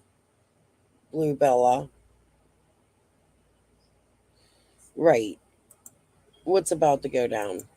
But here, these are the kind of statements that Jody Sue says that convolutes this case. Destructive behavior. Timestamp 113. Statement then when I did come back on what I got bunch of tragedy pimps terrorizing the underscore out of me. Impact criticizes the true crime community, creating a toxic environment that distracts from the investigation. Doxing and harassment. Timestamp 123. Statement they in their little camp they cleansed for were a little terrified about would have been possibly whatever right. Impact mentions doxing and harassment, which can deter public cooperation and distract from the investigation. False information. Timestamp 153. Statement they make me look like I recall a bunch of them chasing and other like, oh she's magically just right on her own damn FR porch smoking her own damn cigarettes being a tragedy pimp ass piece of underscore. Impact asserts widespread misinformation. Undermining legitimate efforts to find Summer Wells. Exploitation. Timestamp 1112. Statement so it was either pull it from me or make me look however they chose meanwhile nope and I took the BR again. Impact accuses people of exploiting the case for personal gain, which can discourage public involvement. Hour 2. Unverified. Let me take that claim back very loud and clear. I'm sorry, innocent until proven guilty. I misspoke. I thought because you supported the kids so well, I made the assumption that you also supported Tim. So I apologize for that, and I'm very actually happy to hear that you don't. Because I was even worried about bringing it up tonight. you know? And I'm not going to go over his Facebook today because he didn't give me permission. And I don't need no more lawsuits. But what I'm going to do is I'm going to, like I did this for Jody Sue, I'm going to go through his posts if I could still see them if he hasn't blocked me, because magically I'm unblocked. I was blocked for like a year. I kid you fucking not. I checked it today and I'm unblocked. It doesn't make sense to me. But whatever. There has to be a reason for that. But let's finish and listen into this. Okay, I'm there. She made it very clear, and I'm making a very loud apology. I'm sorry. Hi, Beverly. Hi, Anastasia. What did she say? The boys did lay on the pavement. Candace finally did admit that. Where did she admit that? I never heard that. I didn't know that. Okay. I personally haven't heard it. All right, let's finish Jody Sue up here. Allegations. Timestamp 246. Statement trying. And I'm not going to be in chat because I'm rolling one. We need a smoke session. To wait between everything and against everything I know be like this. Impact makes alarming claims without concrete proof, spreading rumors. Criticism of law enforcement. Timestamp 2134. Statement criticizing the pace or effectiveness of law enforcement investigations can undermine public confidence in the authorities handling Summers' case. Impact suggests law enforcement and services are overwhelmed and cautious due to threats, undermining trust. Normalization of harmful behaviors. Timestamp 2207. Statement talking about things like blackmail and threats as if they are normal. Impact perpetuates a toxic environment by discussing normalized harmful behaviors. Misuse of information. Timestamp 2230. Statement criticism of true crime creators for spreading false narratives. All right, innocent. Please don't be mad at me, but I have to disagree with you. So laying on the pavement, you can get burns. In the summertime when it's hot enough to swim. If that statement is true, I have not heard it on Cal. I would appreciate if somebody would say, Anastasia, if you could send me the link, we could go over it one night live. I'd like to do that because I missed that. But if true, that can cause like 3rd-degree burns on a hot summer day in Tennessee. That's not okay. If Candace admitted to that, man, I don't even know what to think. I don't know that she did, though. I didn't see it myself. Has anybody else heard her say that? It has to be confirmed and double confirmed and triple confirmed before I, as a YouTube creator, can report on it. I have to see it. If true, that's a horrible statement, and Candace should be arrested, and her children should have been taken a long time ago.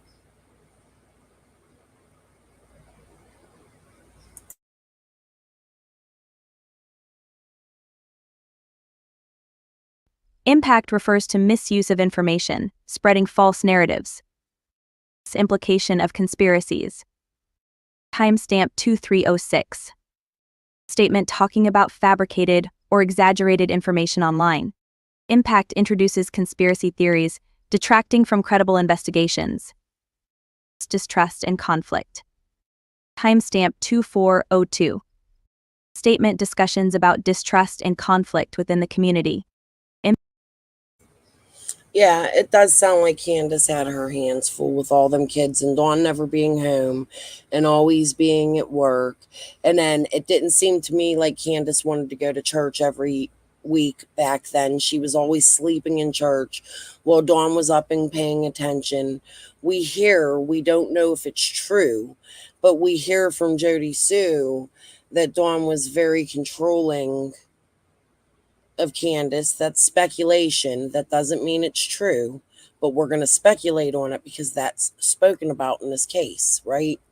So I can get that she had 4 kids and was busy. However, that's no excuse for making children lay on hot pavement.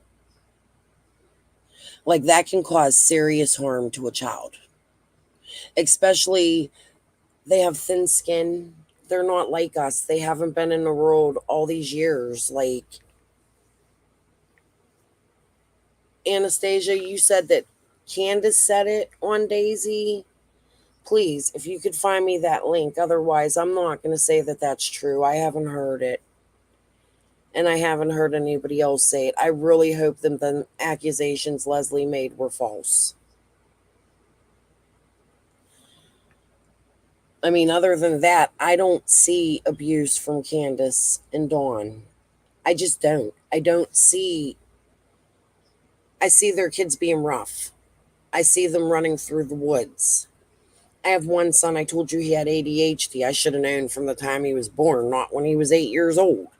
Because the kid was a doorknob. As soon as he was doorknob size, it was like, boom, every doorknob he could hit every day. He constantly had a knot in the middle of his head.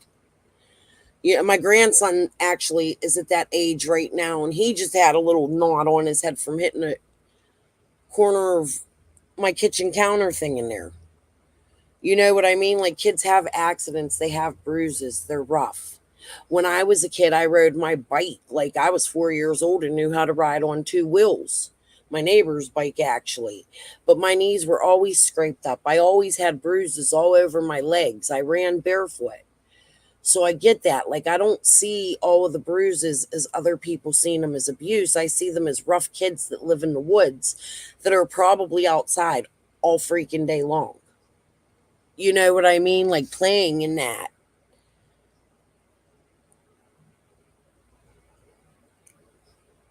The people I've heard make claims of abuse against Candace and Dawn, and not ever Dawn, actually. That's what's so strange about all of this, is that I've never heard claims of abuse against Dawn really much at all. Even people would say, oh, Dawn was nice. We got along with Dawnie, like Leslie, Allie, Hunter. Dawn was nice. But then you hear everybody say Candace is the one that abused kids. Laura, Fred,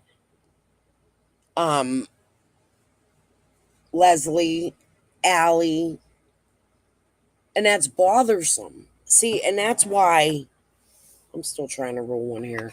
That's why Chris McDonough, I've been trying to point out some stuff from Chris, like, he's an ex-cop, right? This guy should know better than to go interview people before the police are even done interviewing them. Like, Chris McDonough, in my opinion, was there extremely too early on. Maybe like a year anniversary, you come in, hey, let's walk through the house and let's do this. But he was there so early on. And it bothers me that he was in the back of these discords with these people, right? And then he's on the panel for an illegal marathon that he knew was illegal because he's a fucking cop. I mean, dude's a cop. He knows the law. So why is he purposely involving himself in things he knows that is illegal? That bothers me. The marathon did not have a license. It did not have permission. You can't just conduct a marathon, like, let's collect money and we're just going to say where it goes. And I think a lot of creators made some mistakes joining in on that because they didn't know the laws.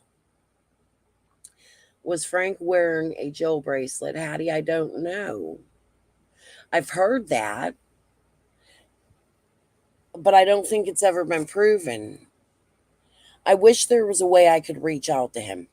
I would have a conversation with Frank Light, an unbiased conversation. I have opinions, but I would have to keep that to myself if I was able to talk to him, right? I think he is the biggest mystery person for all of us in this case because everybody leads back to him. He was accused so early on, and he should be. He's on the registry, right? I'm not saying he shouldn't be. What bothers me, hold on, let me scroll up because my chat's going a little faster than I'm used to. Push me back to Frank Light's Friday. I have questions about some of the lights. I think Dolly did or tried to. I don't know what that's in reference to. Well, here's the thing with that, Tinky Tink. The case hasn't been, and that's where I'm trying to go with this. Like, you can't. Every time you do that, you hurt Summer's case. Every time you bring a witness or a suspect out on these platforms, you hurt the case. That's why I've never personally had any of them on my platform. However, if they go to other public means, I'm going to talk about it. But I don't want to be the one that's going to cause more harm. I want answers and justice for Summer, right? I don't want these people coming out here and being able to hinder and change and make statements and manipulation tactics and try to change the narratives. And, like I mentioned in the video, which I'll play here in a little bit because it kind of goes with this the other day, is that all of those things, they hinder the case. When those important, that's what a media manager is for. So that's where Dawn Wells, media manager, should be getting in and saying, hey, I will monitor all the media in this case. If there's going to be an interview, please let me know. I mean, I don't know the exact role of a media manager. That's something I'm going to start. Like, I have, listen, guys, I'm trying to conduct my channel now in a way legally that I can speak about things and bring my opinions to you without being too critical. That's really hard for me because, to be honest with you, I want to get up here and I want people like Krama Mama involved in that shit. I want to get up here and I want to cuss and I want to call them names and I want to be childish and I want to be petty, but I know that that's not my spot anymore. Even though I want to do those things, I know those things aren't healthy to Summer's case. So it's important that when we talk to people, locals of Summer, we got to make sure that these people are not witnesses. They are not suspects. You don't want to bring that stuff on here because every time you do that, you hinder every word they say. It changes what could be said in court. It changes people's public opinion. It sways public opinion, rather. It changes statement memories for people. Here, you know what? Hold on. Let me do something real quick. Did I share this live yet? I don't think that I did, actually. Hold on.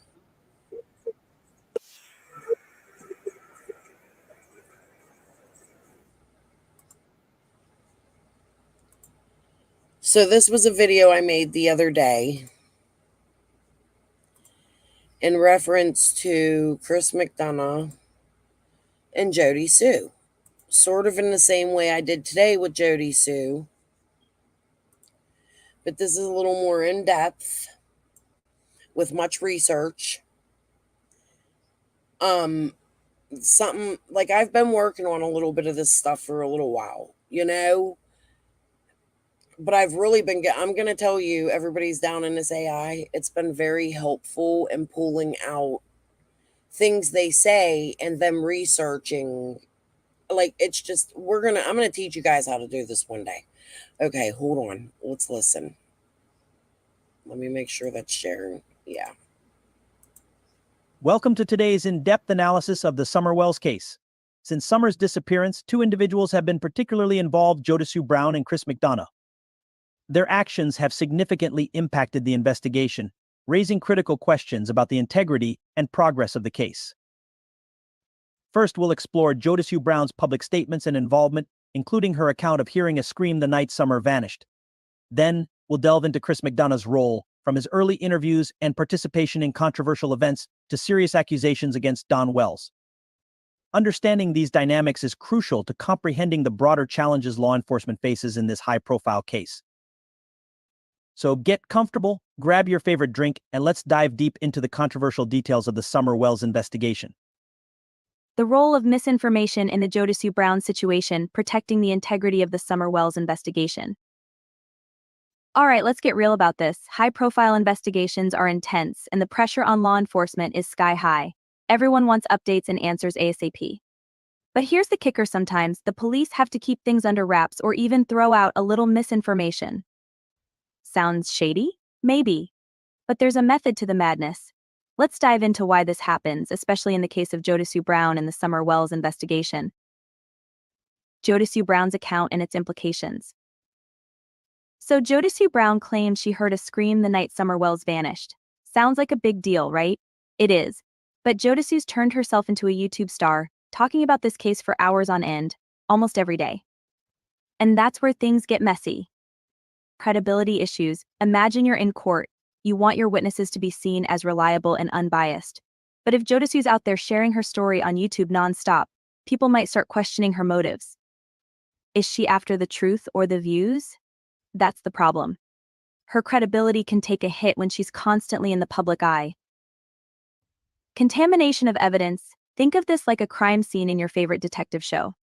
You don't want a bunch of people tramping through it, right? Same goes for witness testimonies. If Jodasue is broadcasting her version of events, it can mess with other witnesses' memories. They might start remembering things that align with what she said, even if that's not what really happened. Operational security. This is about keeping the investigation under wraps so the bad guys don't know what's coming. If Jodasue's scream is a critical clue, the last thing the cops want is for potential suspects to know they're onto them. They might start covering their tracks or worse, go on the run. Managing public perception. Let's face it, the media loves a juicy story. And Jodasue's scream, that's headline gold. But if the media gets too much info, they can spin it in all kinds of ways, which can totally derail the investigation. The cops need to keep a tight lid on things to stay focused and avoid a circus. The challenges of maintaining integrity. Now let's talk about why this all matters so much. Witnesses like Jodasue can make or break a case. But when they become media sensations, it's a whole different ballgame. Public persona versus witness credibility. If Jodasue is more of a YouTube personality than a witness, her testimony might not hold up in court. It's like trying to convince a jury with evidence from a reality TV show, fun to watch, but not always reliable. The impact of public statements. Every time Jodasue talks about the case, it's like she's throwing a pebble into a pond. The ripples spread, and other people's stories start to change. That's not good for getting to the truth. Protecting the witness. There's also the issue of safety. By being so public, Jodasue has put herself in the spotlight, which can attract all kinds of unwanted attention, from trolls to actual threats. That can scare other potential witnesses from coming forward, thinking they'll get the same treatment. The need for confidentiality. When it comes to catching the bad guys, secrecy is key. If suspects know what the cops know, they can dodge the law. By controlling the narrative, law enforcement can keep their edge and catch the culprits. Comparable cases and the importance of controlled information. Let's take a look at some real-life cases where keeping things under wraps was crucial.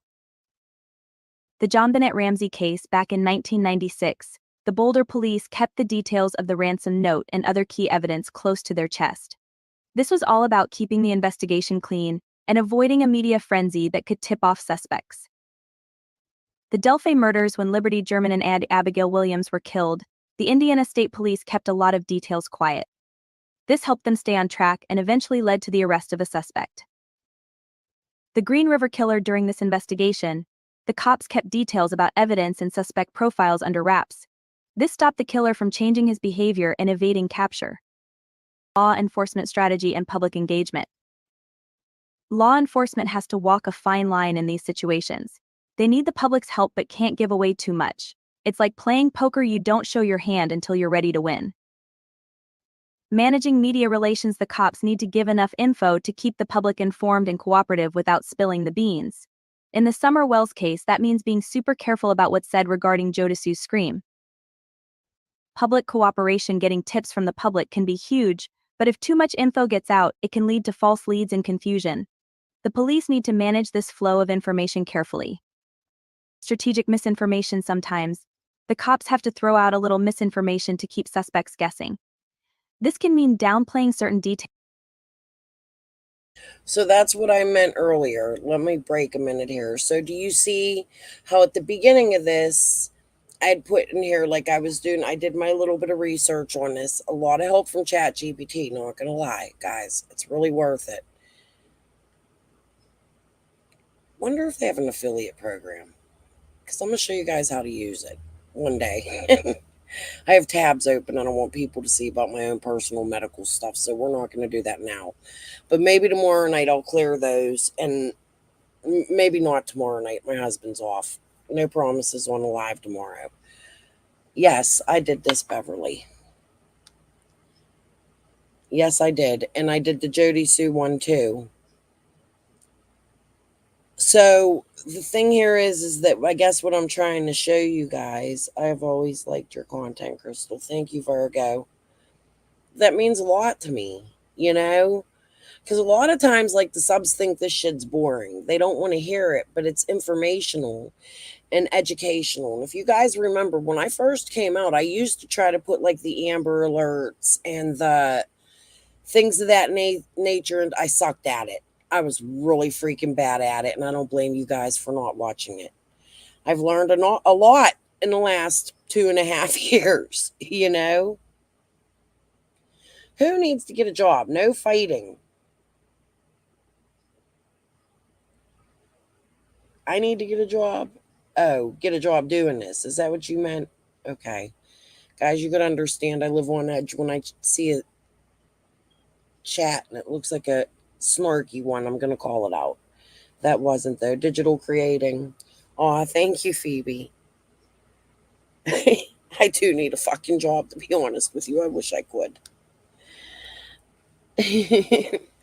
Okay, so anyway, so my point of this is it explains a lot at the beginning about how you can manipulate memories, right? Maybe that'll be a video. I'm going to write that down. I'm going to watch this and write that down. The manipulation of memories. So when these people that live there get on there and they start talking about shit, like, and Jody's really good for it, you know? Like my people in my neighborhood, remember? Like, that's her pushing the narrative of her memories to somebody else, and it clouds their memories of what they seen. Do you understand what I'm saying? So when she gets online, she's manipulating people to believe what she believes and what she's seen. And that's not good for any case or in any case. I'm using her as an example even for future cases. Okay, we're going to get to Chris McDonough here soon. Tales like Jodisu's scream, so the bad guys don't know how close the cops are. Conclusion: the challenges of maintaining integrity. I was chosen to get the king to change his will. You think you know us? In the case of Summer Wells, Jodisu Brown's public activities have likely complicated her role as a witness. Her constant presence on social media and the subsequent public debate over her statements have possibly compromised the investigation's integrity. Law enforcement's decision to manage and sometimes withhold details is driven by the need to protect evidence, maintain operational security, and prevent public panic or misinformation. Understanding these nuances helps us appreciate the delicate balance law enforcement must maintain. Here's the thing. Jody Sue gets out there and she blames these creators of doing the exact thing that she does. And it's her. She's the neighbor. She's the one that knows Summer. That's her controlling a narrative to YouTube, because I don't know Summer. I've never met her a day in my life. I've never met Dawn or Candace. I've had very few conversations with Dawn. I refrain from asking him questions because I don't want to be the creator that hinders the case, and I want to be able to come up to you guys and report unbiasedly without being told, oh, you're a Wells supporter, or you had Dawn on your panel, now you're against him. No, I like Dawn and I dislike Dawn. I like Candace and I dislike Candace. I like Jody Sue. I dislike her more. Fred, I have no like for. I can't dig up even an ounce of like for Fred. That's my intuition, and that tells me something. Now, Running Bear had asked about shit. I took it off the screen. I didn't want to do that. I wasn't even reading the chat so that I wouldn't do that. I took it off, and now my chat's running like crazy. Hold on, let me find it. Where did it go?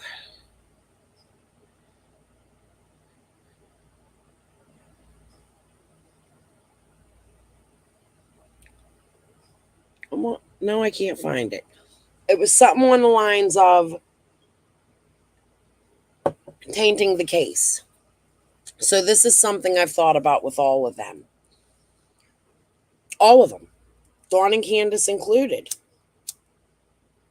I will say, before I make this statement, tainting the case, don't let me forget in case I have a brain fart, I'm smoking.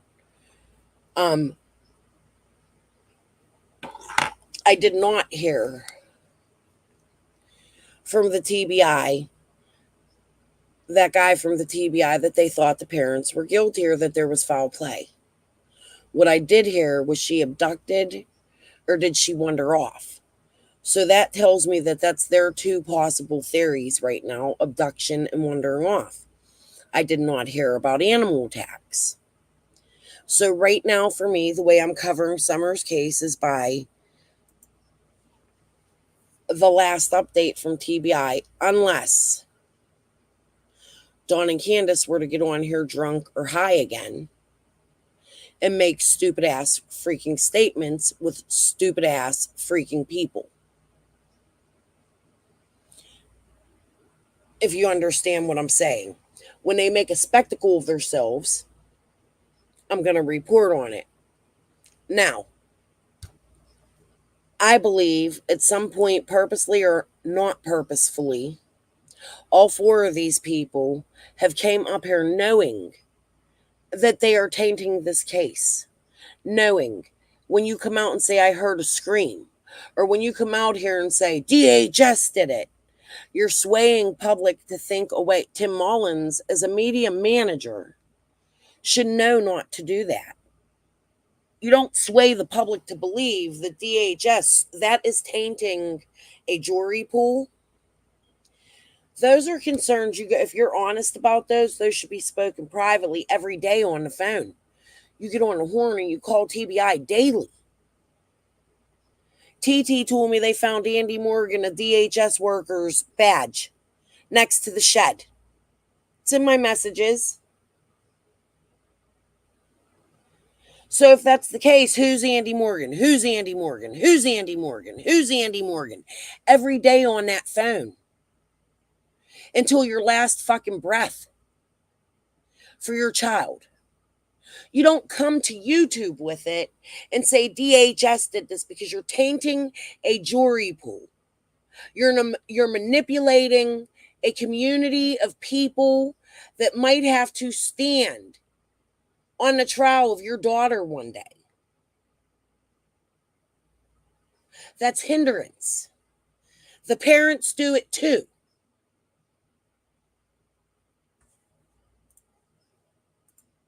In high-profile cases. While public interest and media scrutiny are inevitable, ensuring the integrity of the investigation remains the foremost priority.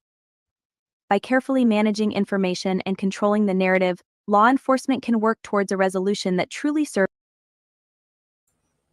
YouTubers are not media like the news press, like Bullhorn Betty thinks. So let me make this statement clear. Make sure you read my speculating banner at the bottom while I'm speaking about these things, like what TT told me. And then I'm going to repeat this. Prior to TT reaching out to me, she knew I was a YouTube creator. It is my responsibility to be transparent with my subscribers. If someone tells me things like they found a DHS badge with that name on it, sue me. I'm reporting it. If someone tells me, again, that they smelled death at the work site of the father of a missing child, sue me. I'm reporting it. I turn it into TBI. I don't know where they're at in the case. But as me, as media, and any other YouTube creator, because that's what this is, it's media. When you come to me, you cannot expect me not to report on it and then try to sue me. It would be irresponsible of me not to report on it. It's also irresponsible of me to report on it. But that's because those words came from your irresponsible mouth.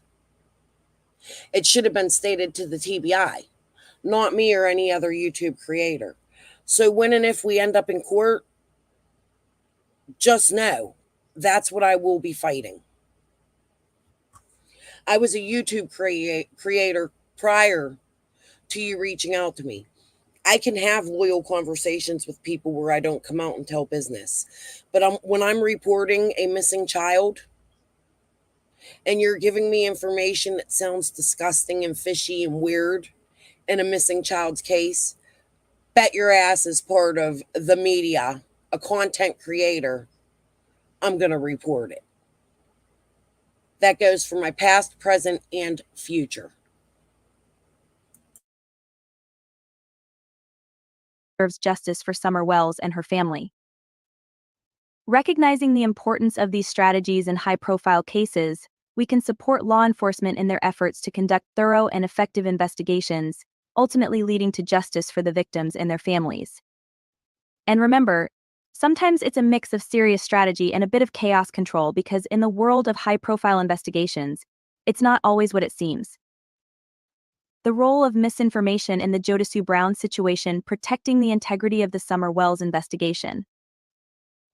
In the high-profile case of Summer Wells, the role of Jodasue Brown and her account of hearing a scream the night Summer disappeared has raised significant questions. Law enforcement's handling of this detail has been a focal point of public and media scrutiny. Understanding why they might downplay or withhold information regarding Jodasue's statement is crucial in appreciating the complexities of maintaining the integrity of an investigation. Transition to Chris McDonough's involvement. While Jodasue Brown's actions and public statements have complicated the investigation, another figure whose involvement has raised concerns is Chris McDonough. McDonough, a retired homicide detective, is known for his work with the Cold Case Foundation and his YouTube channel, The Interview Room. His actions in the Summer Wells case have been scrutinized for potentially jeopardizing the investigation. Chris McDonough's early involvement and public presence. McDonough's early involvement in the Summer Wells case included interviews with key figures such as Candace Wells, Summer's mother, and Hunter, a 15-year-old who was with Summer on the day she disappeared. These interviews took place before law enforcement had the chance to conduct their own detailed investigations. By stepping in early and making these interviews public, McDonough may have Guys, I'm such an idiot. Phoebe, I gotta say something to you, and I don't want you to take it personal, okay, honey? I like you, and you're in here often. And I like you being in my chat and talking, but I'm going to ask you to refrain from putting names and people you found in my chat because I'm going to have to block you. I have lawsuits against me, and I have stated it to you in the last week at least 7 times. And I can show it. I want to keep you in my chat, and I want to keep you chatting. So I'm going to ask you, if it's not a subject we're talking about, do not put "I found Chad Arnold" in my chat again or in my comment section. Please. I'm begging you, and this is the last warning. It kind of feels weird to me. I don't like it. influenced witness testimonies and public perception, complicating the investigative process. By interviewing key figures so early and making these interviews public, McDonough may have unintentionally influenced the narratives of other witnesses. Running Bear, I didn't delete nothing from you. What was your question? I might have just missed it. Who's Andy Morgan? So he's somebody that Fred Hill has spoken about, and that's why I'm free to speak about him. He's spoken about him in depth. He has said that he assaulted his stepdaughter, Laura's oldest daughter.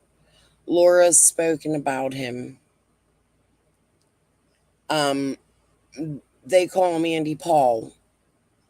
Now, when I spoke to TT, it's in my messages, and I would ask you to go back and read those because I don't have the direct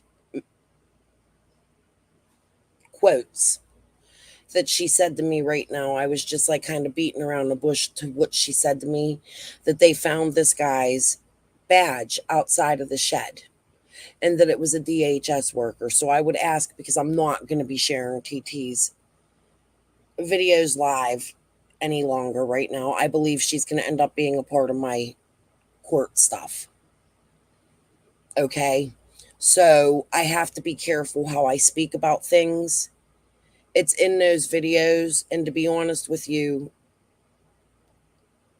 you know what? I'm just not even going to comment on it right now. We'll be talking about that at some point soon. Okay.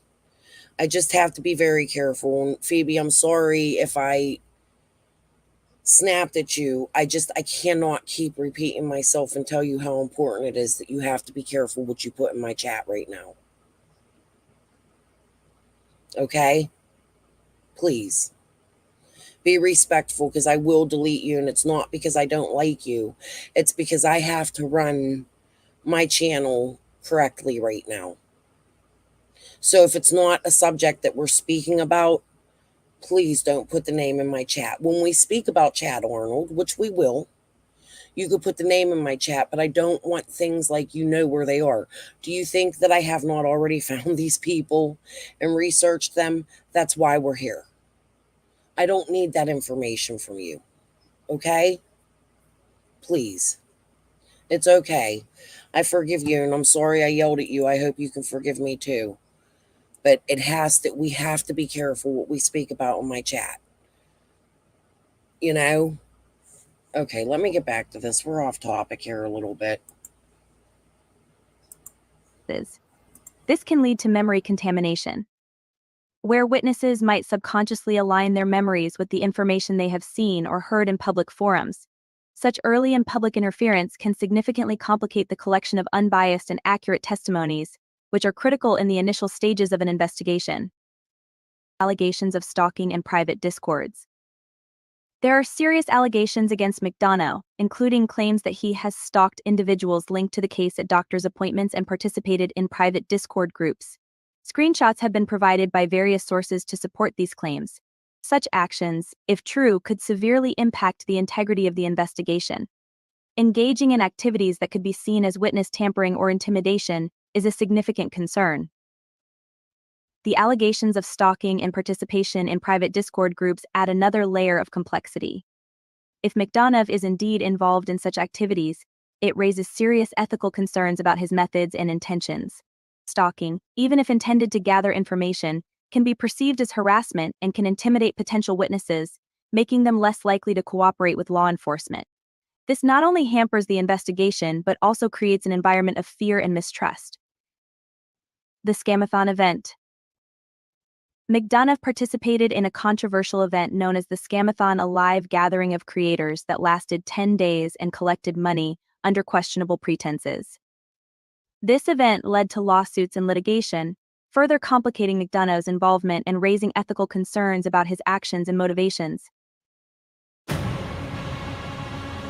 realm's only hope. The Scamathon event, which gathered funds purportedly for the Summer Wells Reward Fund, has been criticized for its lack of transparency and the involvement of various creators with dubious intentions. The lawsuits that followed highlighted the chaotic nature of this event and brought into question the motives behind it. McDonough's participation in this event blurs the line between professional investigation and sensationalism, raising concerns. The spelling and my thing for his name could not get it right, and I was sick of trying to fix it. So I'm sorry, guys, about the spelling. I know that's not how you spell his name, and it's different throughout all of this, and it's because I use, if you want to know where I get my voice, no, I ain't telling you, Jet. I'm going to get me some affiliate links you can click if you want it. It's not that expensive, and it's fun to play with. I'll teach you. We're going to do a tutorial night, I promise, like different things. I should pick a night of the week that I come on here and teach you how to do this stuff your own. I want to see everybody succeed. about his commitment to maintaining the integrity of the case. The impact of public analysis and accusations. McDonough's detailed and public analysis of the Summer Wells case on his YouTube channel has the potential to contaminate witness testimonies and influence public opinion. By discussing specific details and theories, he may unintentionally lead other witnesses to alter their own memories or statements to align with what they've seen online. This phenomenon, known as memory contamination, can significantly hinder the pursuit of accurate and reliable evidence. Additionally, McDonough has gone on podcasts with individuals who are critical of the Wells family, such as Josh at the lab, and has had public confrontations with Don Wells during live sessions. McDonough has accused Don Wells of molesting his stepsisters and friends, bringing these accusations live on YouTube.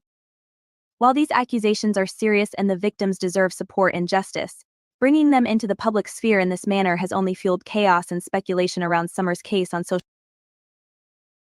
Let me repeat that so that everybody in the back hears it loud enough.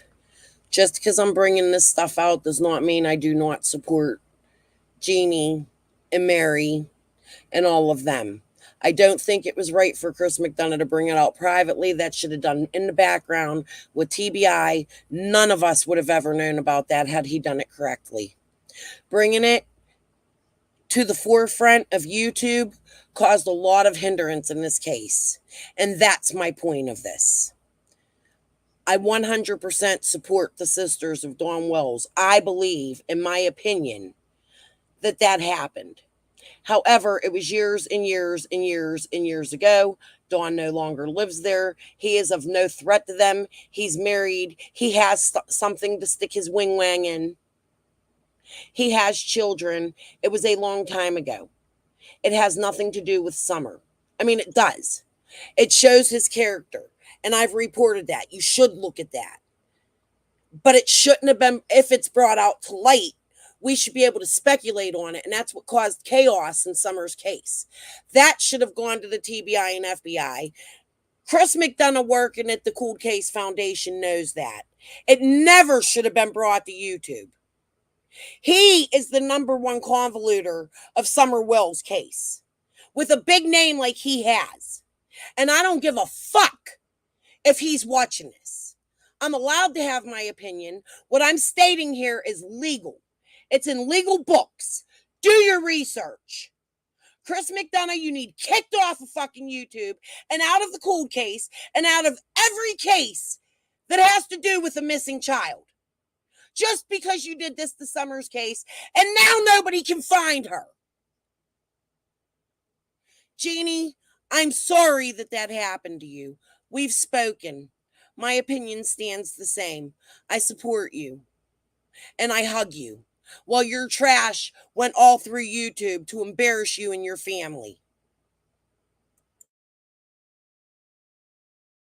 Social media platforms. Accusations against Don Wells and their impact. One of the most significant actions taken by McDonough was pushing the authorities in Utah to open a case against Don Wells based on allegations of molestation made by his stepsisters. This move added another layer of complexity to an already convoluted investigation. This impact on witnesses and evidence. By publicly pushing these allegations, McDonough has influenced the testimonies of witnesses who may now be swayed by the media coverage rather than their own recollections. This could lead to inconsistencies and contradictions in statements, making it harder for law enforcement to piece together the truth. Legal and ethical concerns. Taking serious allegations to the public before law enforcement has had a chance to investigate thoroughly raises significant ethical concerns. This can lead to a trial by media, where public opinion starts to sway the course of justice. Such actions can also complicate the legal proceedings, as defense attorneys might argue that their clients cannot get a fair trial due to the extensive pretrial publicity. Confusion and distraction. Opening another investigation in Utah has led to confusion and distraction from the primary case of Summer Wells. Resources that could be focused on finding Summer and investigating her disappearance are now divided. This additional layer of legal action can slow down the progress and lead to further public speculation and misinformation. Ethical considerations. As a former law enforcement officer, McDonough should be well aware of the importance of maintaining the confidentiality and integrity of an ongoing investigation. His decision to publicly involve himself in the case and share detailed analyses raises ethical questions. While his intentions may be to help solve the case, his actions could inadvertently undermine the investigation, making it harder for law enforcement to do their job effectively. Balancing expertise with discretion. McDonough's extensive experience and expertise in homicide investigations are valuable, but they must be balanced with the need for discretion. Publicly discussing an active investigation can lead to unintended consequences, such as alerting potential suspects or influencing other witnesses. Law enforcement agencies often withhold specific details to prevent such issues and maintain an advantage over those they are investigating. Conclusion. Chris McDonough's involvement in the Summer Wells case highlights the challenges that come with balancing public interest and investigative integrity. While his expertise can provide valuable insights, his public presence and early involvement in the case have the potential to complicate the investigation. As an ex-police officer, he should understand the importance of protecting the integrity of the case and exercising caution in his public engagements. In conclusion, McDonough's actions ranging from early and public interviews to participation in controversial events and making serious accusations on public platforms demonstrate a pattern that may have more harmful effects than beneficial. While public engagement and expert analysis are important, they should never come at the cost of compromising an active investigation. The focus should always remain on finding Summer Wells and ensuring that justice is served, without creating additional hurdles for law enforcement. Understanding the roles of Jodishu Brown and Chris McDonough in the Summer Wells case is crucial for grasping the broader challenges law enforcement faces. Their actions have brought both attention and controversy, highlighting the delicate balance between public involvement and investigative integrity. If you found this analysis insightful, please like, share, and comment below. Don't forget to subscribe and hit the bell to stay updated. Thank you all for watching and listening. Stay tuned for more content from Crystal's Crime Conversations. Ever heard of earning $250,000 a month from a single? I didn't know I was going to touch on these subjects tonight. Thank you all for being here and watching this. I'm not going nowhere yet. Soon, but not yet. But I want to thank you guys for understanding why it is I'm putting this stuff out. I have to change the tone of my channel. I don't like what happened in Summer's case. I don't like what continues to happen in Summer's case. I don't like that I get these creepy feelings from Summer's parents because of Chris McDonough, Jodishu Brown, and Fred Hill. I don't like that Chris McDonough was on the panel and played games in the billboards. I have questions. I'm being transparent with my subscribers and my watchers.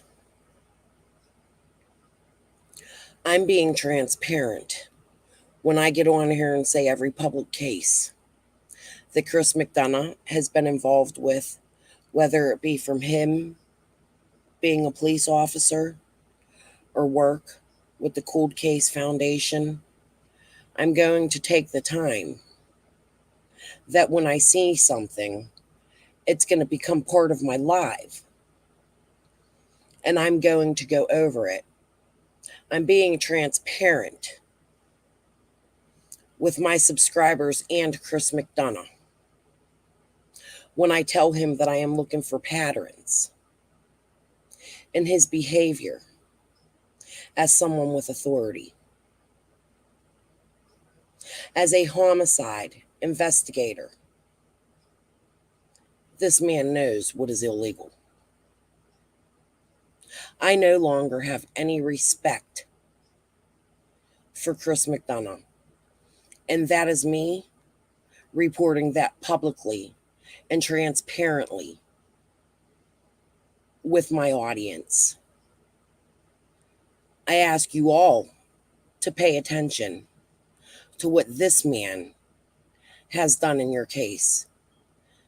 Because by pure speculation and opinion, I present you your fake FBI agent.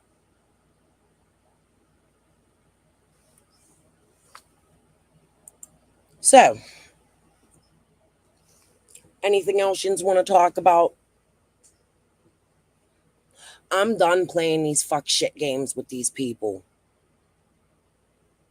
And I'm done being quiet. So if I have to do it by legal means, guess what? I'm going to educate myself. And that's exactly how I'm going to bring this shit to light. You're still going to get the Raging Crystal because that's who I am. And I'm not changing for none of you. I don't care who says what. I want everybody's eyes on Chris McDonough. Transparently, as a reporter,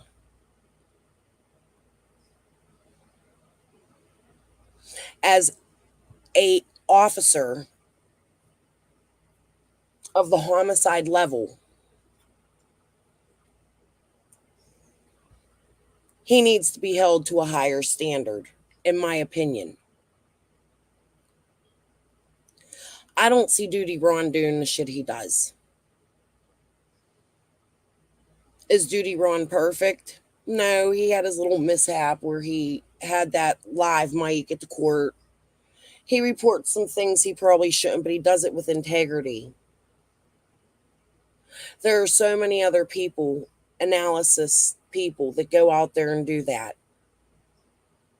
I've never seen any of them running to interview a suspect or a parent of a missing child. And then in the moment of this child, and this is why, this is part of the reason why I believe Candace can be innocent. The way Chris McDonough spun her looking, I couldn't imagine. I've said this to you guys before. I couldn't imagine my child being missing, and this stranger, an ex-cop who you think is going to help you, is there reporting you. Like, not reporting you, is there recording you, interviewing you. He tells you he has all these credentials. He works for the Cold Case Foundation. You're going to go home, edit her video, and as she's staring at that lake, you're going to say, look, time stops still for her. I can't get past that. If my child was missing, every moment would stop still, especially the ones I'm standing with a stranger asking for help. Looking at the last place I remember my child, one of the last places I remember my child laughing. If I'm innocent. The whole fact that you did that makes me feel sick about you. That's my opinion. I am legally allowed to have that.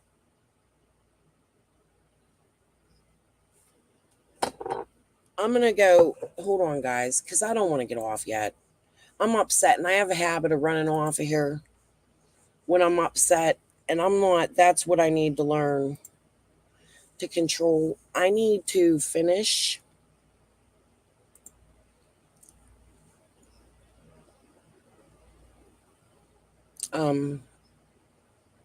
talking to you guys. I don't want to get off yet. I want to go talk and chat a little bit. So what I'm going to do is I'm going to put that music on right where I'm going to go refill my coffee. I'm going to get some water, and then we can just chat and no more serious shit. I want to get to know my subs. I want them to get to know me. So I hope you'll stick around. Just give me 1 minute here.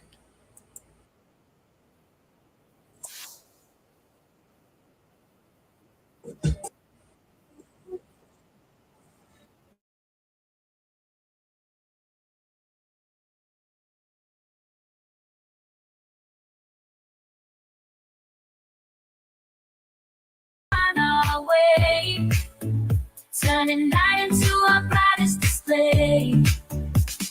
Living in a world that's turned to gray. I'll paint you with my colors to light your way. Beyond the shadows, we'll make our play.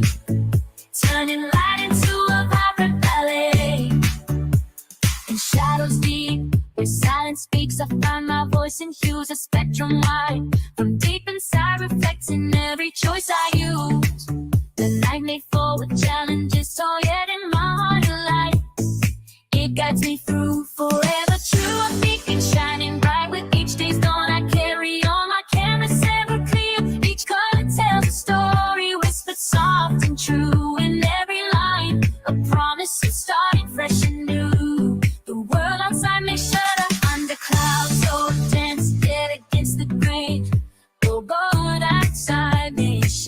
brighter.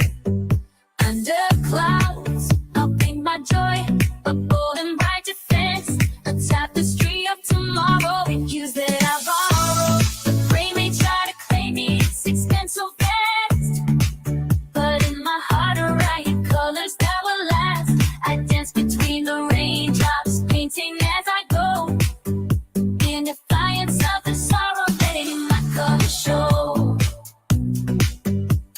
Living in a world full of gray, I wanna paint you in my brightest colors every day. Through the shadows we'll find our way, turning night into our brightest display.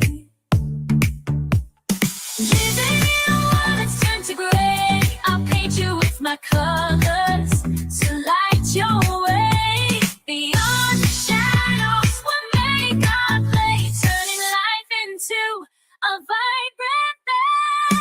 Shadows speak, the silence speaks. I find my voice and use a spectrum right from deep.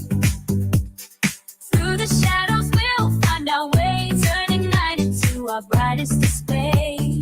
Living in a world that turns to gray. A world,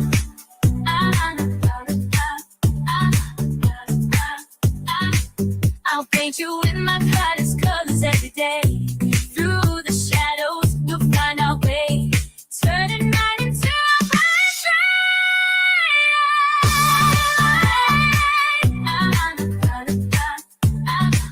Beyond the shadows we'll make our day.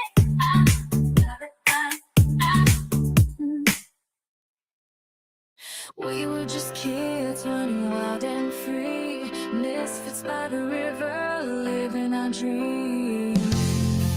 Nights filled with laughter, under a moon so bright, falling hard for love in the cool evening light. Time keeps turning, seasons change. Memories of you, both sweet and strange. We promised forever, but life had other plans. Now I'm walking these streets, trying to understand. First taste of heartbreak, bitter and raw. Lessons in pain we never saw. We swore we'd stick together, come what may. But life's tides pulled us far away. Back home to find everything's changed. Have my friends gone, their dreams are rearranged. The river still flows, but it's not the same. Haunting my code, echoes of old fame. Time keeps turning, seasons change. Echoes of the past in the present feel strange. We promised forever, but faces fade away.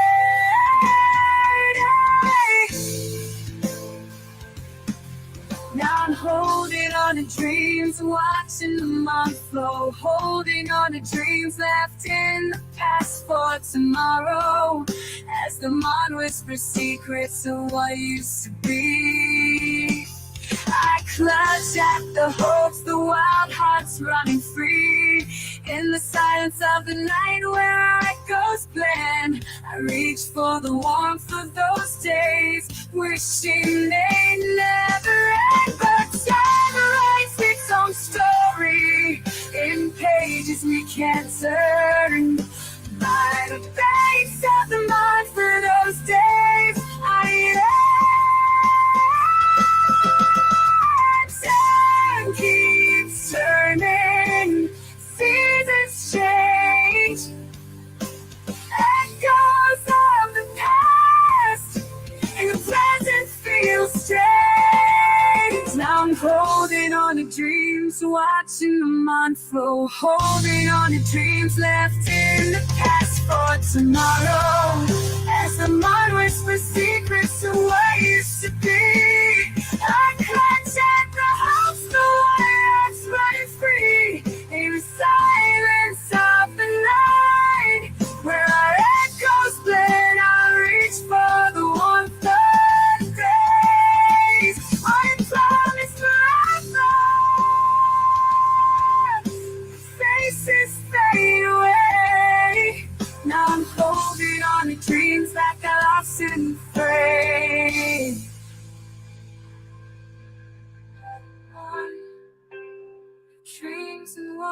as much.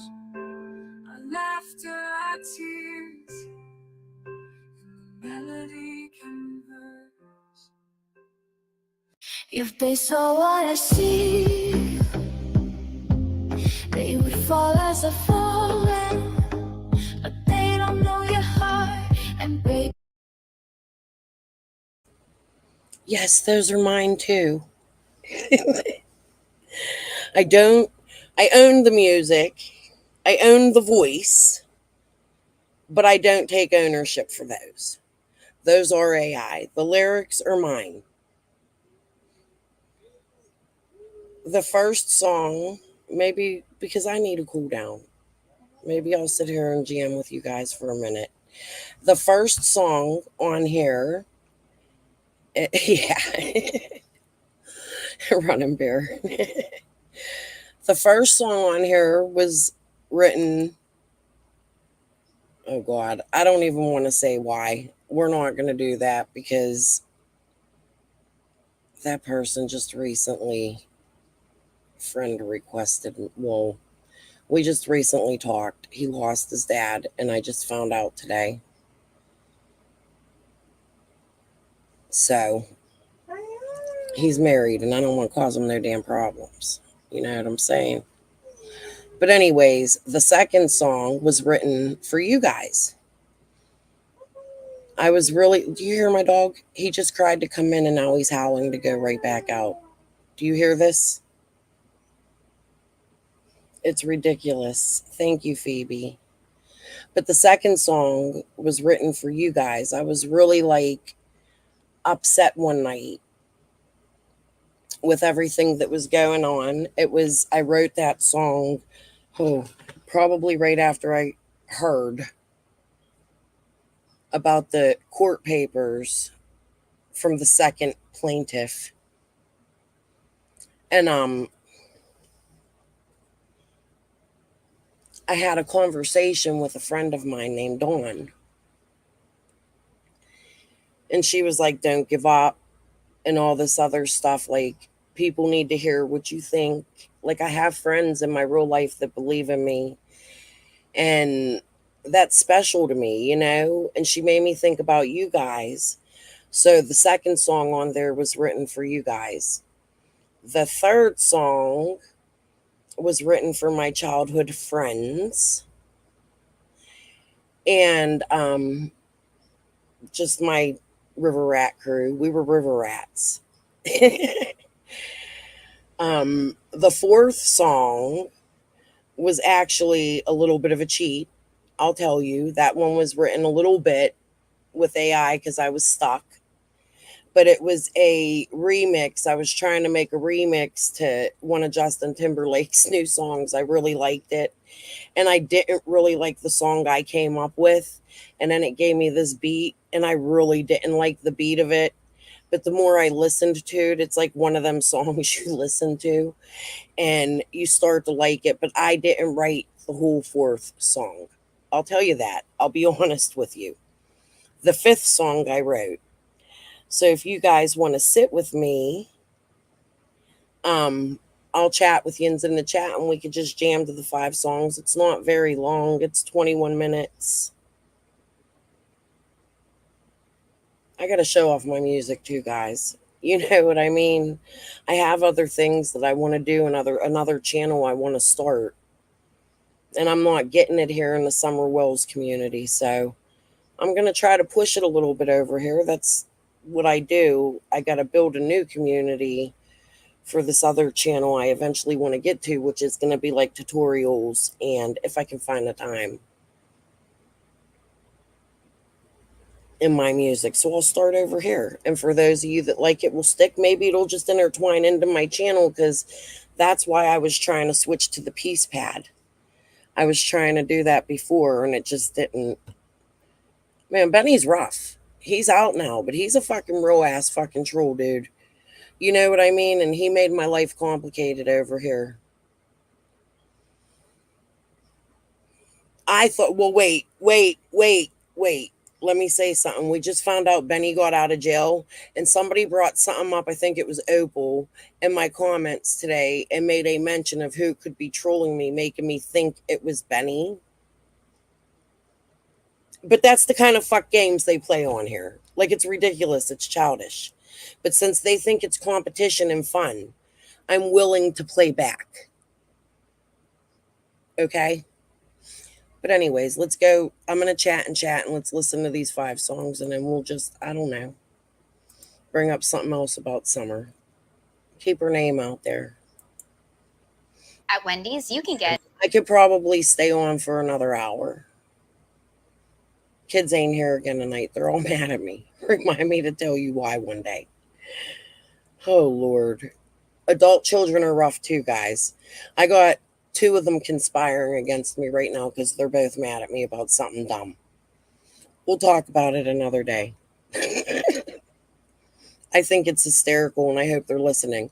My daughter actually did come in and hug me today and apologize to me. So, but we'll talk another night about that. An English muffin and seasoned potatoes for just $3. With a light and fluffy toasted muffin. And crispy potatoes, love. Is this my breakfast? Yes, yes it is. She bought it. Grab a proper $3 Wendy's breakfast for a limited time.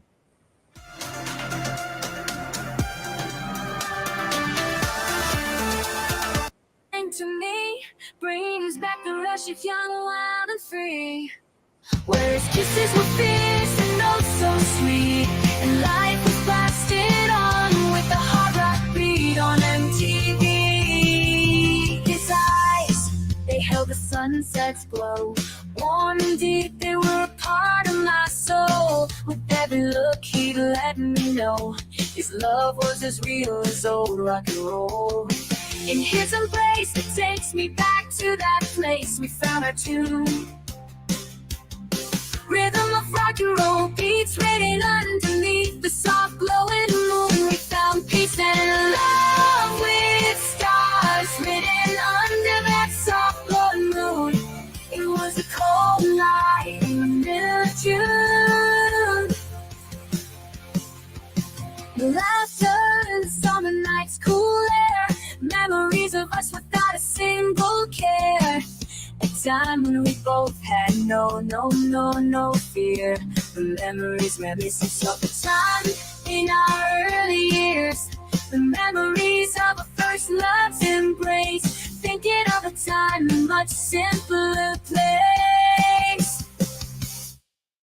He's got a smile that sang to me, brings back the rush of young, wild, and free. Where his kisses were fierce and oh so sweet, and life was blasted on with a hard rock beat on MTV. We found peace and love with stars written under that soft glow. It was the coldest night in the middle of June. Under the silver glow of the moonlit stage, our hearts beat loud. Now the memory is refusing to age. In the rhythm of that night, we found escape. A melody of love in every mixtape. A dance of our dark shadows flooding my mind. A melody, a memory of the sweetest kind. With you, every song we rocked back then, it felt so right.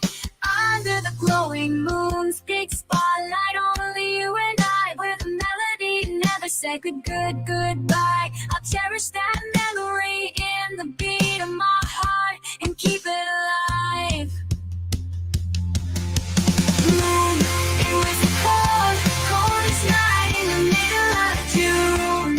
Now it's the final notes of our melody beginning to fade away in the quiet afterglow where our shadows used to play. All the music is ended in my heart, you'll forever stay. Moving forward with your memory leading the way. Let's spend love slowly, I sing this song. Moving forward but caring, never losing the memory of our bittersweet love journey along. A bridge between the past and what was left to come. In the melody of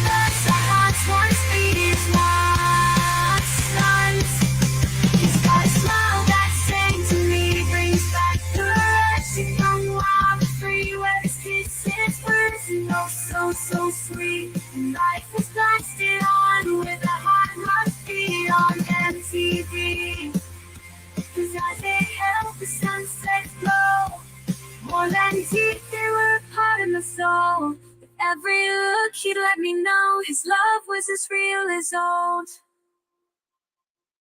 Bro, we've turned the page to a brand new day. Your love's a melody that never fades away. Underneath the moon where we once danced free, I'll carry us forward, you'll always be part of me now. As the moon fits the night into, the melody lingers on. A soundtrack is so true to every person. They say the world's a canvas, often gray with pain, but I'll paint my path in vibrant tones.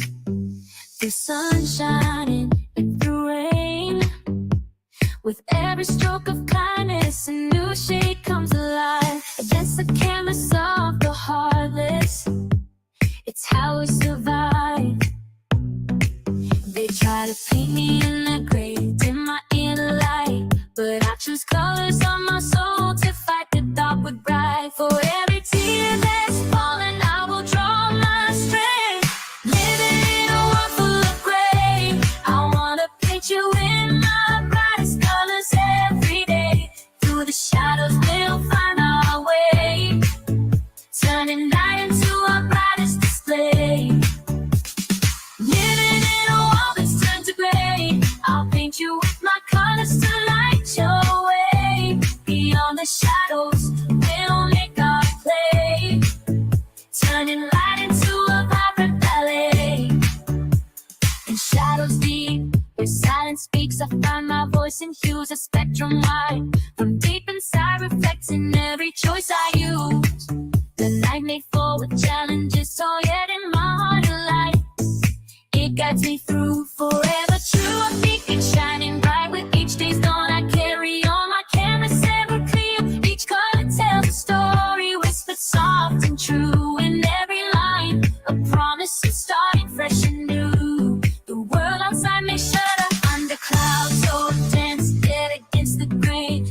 The world outside may shudder under clouds. I'll paint my joy a bold and bright defense, a tapestry of tomorrow in hues that I borrow. The brain may try to claim me, it's extends so fast, but in my heart are riot colors that will last. I dance between the raindrops, painting as I go, in defiance of the sorrow, letting my colors show. Living in a world full of gray, I wanna paint you in my brightest colors every day. Through the shadows, we'll find our way, turning night into our brightest display. Living in a world that's turned to gray, I'll paint you with my colors to light your way. Beyond the shadows, we'll make our play, turning life into a vibrant day. Shadows speak, but silence speaks. I find my voice in hues a spectrum wide from deep. Through the shadows, we'll find our way, turning night into our brightest display. Living in a world that turns to gray. In a world,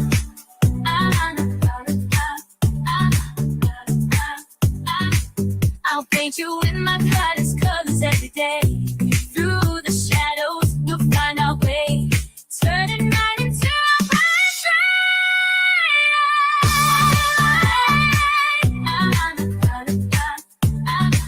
Beyond the shadow, we'll make our day.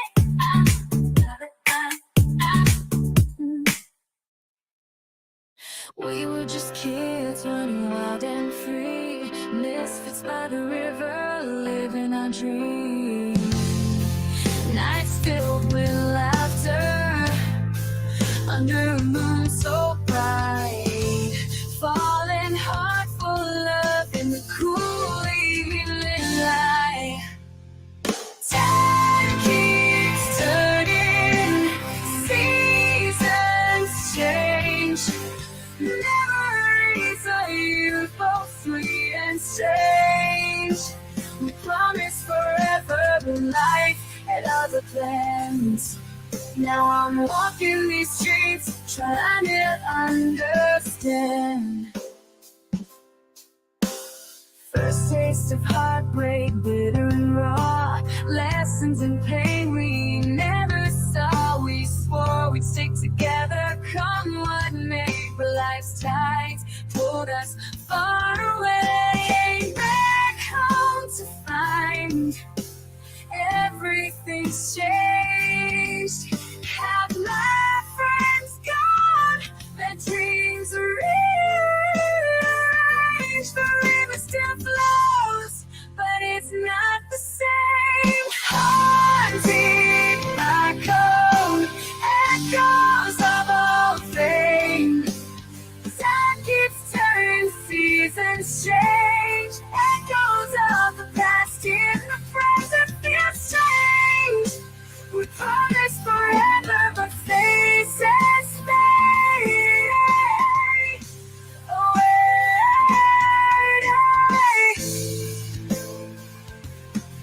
Now I'm holding on to dreams, watching the month flow. Holding on to dreams left in the past for tomorrow. As the mind whispers secrets of what used to be.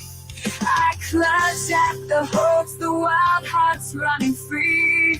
In the silence of the night where our echoes blend, I reach for the warmth of those days, wishing they never end. But time writes its own story in pages we can't turn. By the banks of the mind for those days, I time keeps turning, seasons change. Echoes of the past, and the present feels strange. Now I'm holding on to dreams, watching them unfold. Holding on to dreams left in the past for tomorrow. As the mind whispers secrets of what used to be. I clutch at the hopes, the wires running free. In the silence of the night, where our echoes blend, I reach for the warmth of days. I promise forever, faces fade away. Now I'm holding on to dreams like I lost in the fray.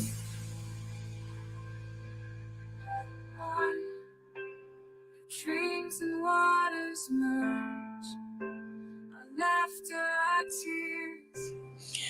So the next one's my little halfway cheat song. I ain't gonna lie, this one's halfway I If they saw what I see, they would fall as a falling. But they don't know your heart, and babe, I never stood. If they felt what I feel, they never set you free. So listen up, I'm never letting you leave. 'Cause your arms are my haven, and my heart would deceive if it wasn't living for you every beat. So if I get jealous, it's because I care too much. I want every part of you, yes, I'm possessive, that's true. It's a whirlwind for my thoughts. I can't hold back when you're out looking so fine. You can mask it, no, frame you in my life. Who wouldn't and I? Who wouldn't I? You thankful for your love. You're making me wild, you unfathomably perfect. Ooh, you must be a blessing.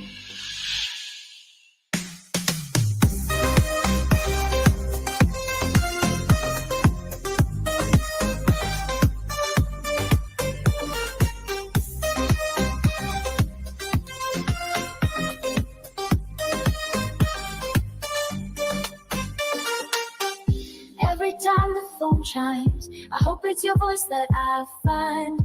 I'm Dying to tell you everything that's on my mind. And I don't want any other women taking your attention. I've got too much pride. I might be wrong, but I don't want to be right. Cause your love is made for me, and my heart would shatter if it wasn't devoted to you every second. So if I get jealous, it's just my affection. I desire every inch of you.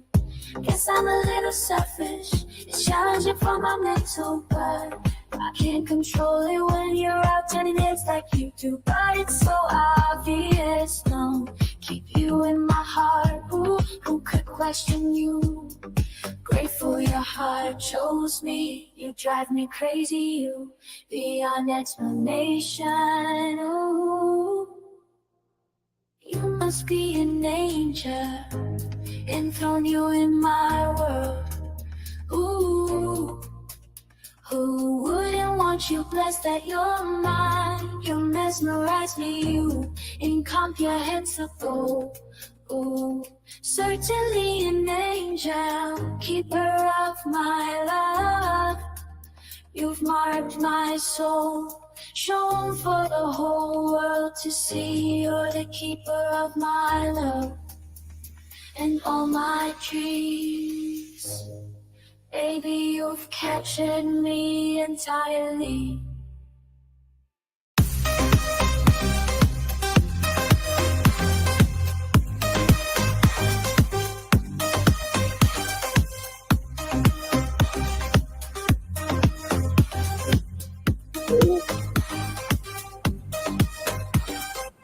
So if I get jealous, it's because I'm fervent. I crave every aspect of you. Yes, I'm a bit possessive. It's tough on my mind, but I can't resist it when you're out looking stunning. But it's undeniable, no. Hold you in my arms, too. Who could fault you? Glad that you're with me. You make me ecstatic. You're simply indescribable. You must be an angel. You must be an angel. Enthroned you in my world. Ooh, who wouldn't want you blindfold for your love? You thrill me. You indescribable.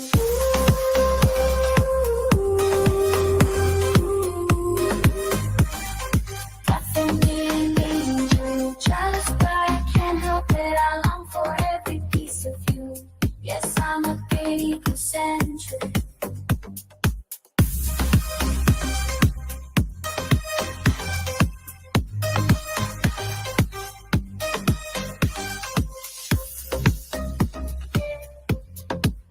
Yeah. Yes, I'm a bit egocentric.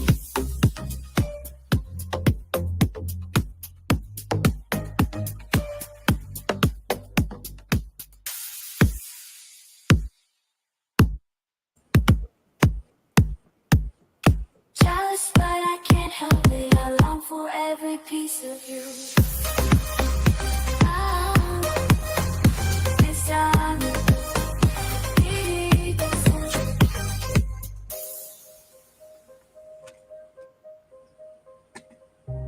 Yes, but I can't help it. I long for every piece of you. Yes, I'm a bit egocentric.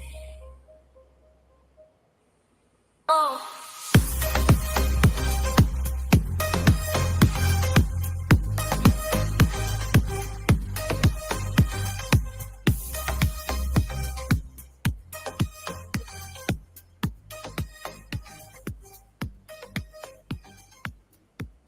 Roll up, light it, pass it round. Smoking weed with my homies on the beach, we're bound. Sand between our toes, we're cashing in. chilling with my crew. Really pass it around, smoking weed with my homies on the beach with bounce. Sand between our toes, waves crashing in, chilling with my crew where the good vibes begin. Sunset And low sky painted with hues, got that sticky icky, no time to lose. Palm trees swaying, breeze in the air, just me and my homies without a single care. we laughing, we joking, we feeling so free. In this moment right here, it's just you and me. Rolling up another, the night's still young. With every puff we take, we feel so sprung. Roll up, light it, pass it around. Smoking weed with my homies on the beach with bound. Sand between our toes, waves crashing in. Chilling with my crew where the good vibes begin. We sharing stories, reminiscing about the past. Every puff we take, making moments last. The stars start to twinkle, the moon shining bright. In this paradise we found, everything feels right. No worries, no stress, just good times and peace. With my homies by my side like some masterpiece. So let's keep on puffing until the break of dawn. On this beach with my crew where we truly belong. Roll up, light it, pass it around. Smoking weed with my homies on the beach with bound. Sand between our toes, waves crashing in. Chilling with my crew where the good vibes begin. So if you ever need a break from the grind, come join us on the beach. Leave your worries behind with good friends and good weed. Life's a breeze, smoking on the beach under coconut trees. Roll up, light it, pass it around. Smoking weed with my homies on the beach. Whip out, sand between our toes, waves crashing in. Chilling with my crew where the good vibes begin. Sunset and low, horizon kiss with gold. With my girls by my side, the stories unfold. Laughing, reminiscing, feeling so alive. Underneath the stars where our dreams thrive. Passing blunt, sharing tales, feeling so serene. With the ocean's rhythm as our backdrop scene. Sipping on some drinks, feeling oh so fine. In this moment, together we truly shine. His and her, side by side, sharing in the bliss. Rolling up another one, seeming need a way to twist. Inhale, exhale, let the worries fade away. With every puff we take in this moment we stay. Roll up, light it, pass it around. Smoking weed with my homies on the beach. Whip out, sand between our toes, waves crashing in. Chilling with my crew where the good vibes begin. Roll up, light it, pass it around. Smoking weed with my homies on the beach. Whip out, sand between our toes, waves crashing in. Chilling with my crew where the good vibes begin. Underneath the moonlit sky, laughter fills the air. With the tide as our rhythm and the breeze as our prayer.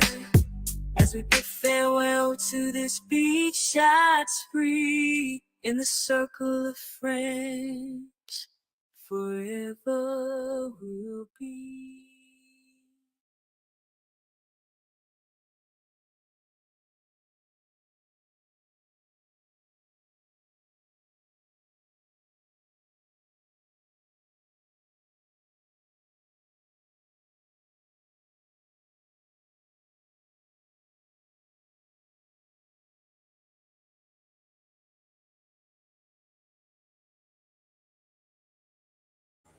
And then I just had a whole conversation with you that you couldn't hear. I hate when my face is so big on there. And I don't understand why I can't make it smaller if I want to. When you have a video up, you're able to make it smaller. I want you guys to see me talking to you sometimes, even if I look like shit. Like, I want to be the real me when I come out here and speak to you guys. I don't give a shit what I look like no more. You know what I mean? Even on my bad days. Like right now, I'm still in my pajamas from last night after I fell in the damn water. When I get off my live tonight, I'm going to go get a shower and I'm going to put new pajamas on. And tomorrow I'm going to wake up and put actual clothes on. My husband's off. We have plans. So I don't know if I'll be on tomorrow. And I'm going to be honest with you guys. I'm showing my music tonight because I haven't really been able to work on it. I've been working on the summer one. And then I did the Fred one. The Prayer Garden one was all AI, so that was easy. That was done in like 2 seconds. You know, but I want to be able to make my part 2 to that mixtape. My plan is eventually to get the lyrics out there. I want to sell my music and not the voice, not the music, but the lyrics, and I want people to hear them, or I want to find a way, like I heard I could put my stuff on Spotify. So I want to look into that, and I want to start working on that. And I also have an Etsy actually close, right? I sat in my pajamas all day today. It's horrible. But a couple last days have been so chaotic, like my daughter's graduation and summer's day, trying to finish that up. I had some other things going on, and it was just, I just needed a day to just really chill today, and I did. It feels good. I felt relaxed coming up here, and I really wasn't expecting myself to go into detail about Chris M tonight. I wanted to go over the news clips, but there's so little, like, there's not even enough to make content out of. That's sad. Don't you guys think? Like, that's so sad. Thank you, Beverly. Thank you so much. I really do appreciate you guys and your encouraging words, because this was something like I've been fearful to put on here, actually, because you get the pushback about the AI. Not because I'm fearful of the words of the things I write. I've been writing for years. Like,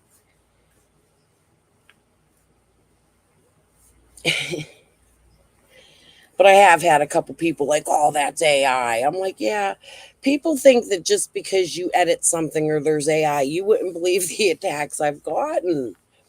And they think just because you edit it that there's none of your original content in it. And there is. Like the videos I make, that one that went with that music video, that was really generic. That was really poorly done.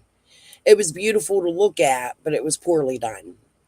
You know what I mean? I could do way, way better. I just don't have the time to take and do it when I want to put it out here and cover summer. So I kind of still just want to keep doing everything.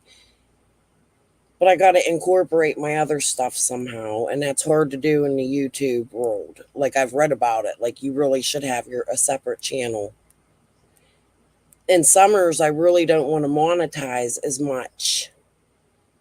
Sometimes certain things, like this live's not monetized right now, but I'm going to monetize it when we get off. You guys know I've always done that. As soon as I get off the live, I monetize it. It's very rare that I monetize during my live. I feel like,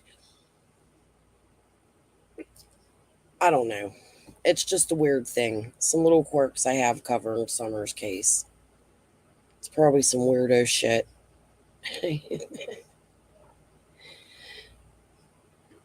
It is emotional, Hattie. You're right. This whole case is emotional. And I do want to cover other kids. I just don't know how to walk away from Summer's case, and I don't want to walk completely away. Like, I don't want to walk away from Summer's case. She's been a staple in my life for 3 years. Like, I'm not crazy. I don't think she's mine. I don't want her. She's not my baby. She's not my Summer. This is not Summer's channel. She's just the little girl that has touched my heart in profound ways. Ways I've never expected. I don't know if it's because of everything I've been through on here, or I've been sharing a lot of my life with you guys, which is another thing I was aiming for when I started my channel. I've had quite an extraordinary life, and it's nothing to brag about. It's nothing to be happy about, but it's been adventurous, and it's been crazy and chaotic and filled with traumas that I had taken a lot of time to overcome. And I struggle with those traumas every single day of my life. It's not nothing that goes away, like being a neglected child, or parents that sold drugs, or like there's some physical abuse. I could tell you guys stories that I really am sometimes not really comfortable coming on here and telling. But eventually I get there. You know what I mean? The more I feel like opening up, but I want to be a beacon for other children that are going to go through this one day, or that have gone through it, or you're trying to transition into that adulthood. Because for me, my turning point was when I had my baby and he needed a heart transplant. My whole world changed. Everything about my life changed. And it was hard. And I was, even at that time, admittedly, I could say, a horrible mother. Not horrible. I was there for my kids, but I was young, and because I was used to my parents, I wanted to party. So there's things I done even then that I'm embarrassed by. Like, my husband and I were just talking about that. Like, there was a club down the street, a bar, and there was nights I'd sneak away from the hospital and go to the bar and come back to the hospital completely plastered. And they wouldn't know because they gave us little sleeping rooms. You know what I mean? It would be really, really late at night, or a night they thought I wasn't there. And I look back at that and I'm like, God, I was so young and stupid. And the more life went on, the more I grew. And I truly believe, like, not many in my family have graduated from high school. You know what I mean? All 3 of my children have graduated. That's something amazing to me. That's changing generational gaps. I can't teach that to people, but I could be a shoulder for people. Or even if I'm not really, like, there are times I'm really distracted. I have a hard time sometimes, not all the time. But when my chat gets busy, I have a hard time reading all the chats. And then I have a hard time catching up when I'm trying to catch up. Because when I speak, for some stupid reason, I look at the computer. It's idiotic. I don't know. You know? So I miss the chats. But I could come back and read them. But you guys, even more so than me, can be a support for others that may have gone through a situation that you had gone through. Or if you're having a bad day. And that's where the name The Peace Pad came in. Because I was trying to create a space where Summer Wells community, hold on guys. Summer Wells community had to be comfortable. Where you don't have to fight with each other. You don't have to hate on each other.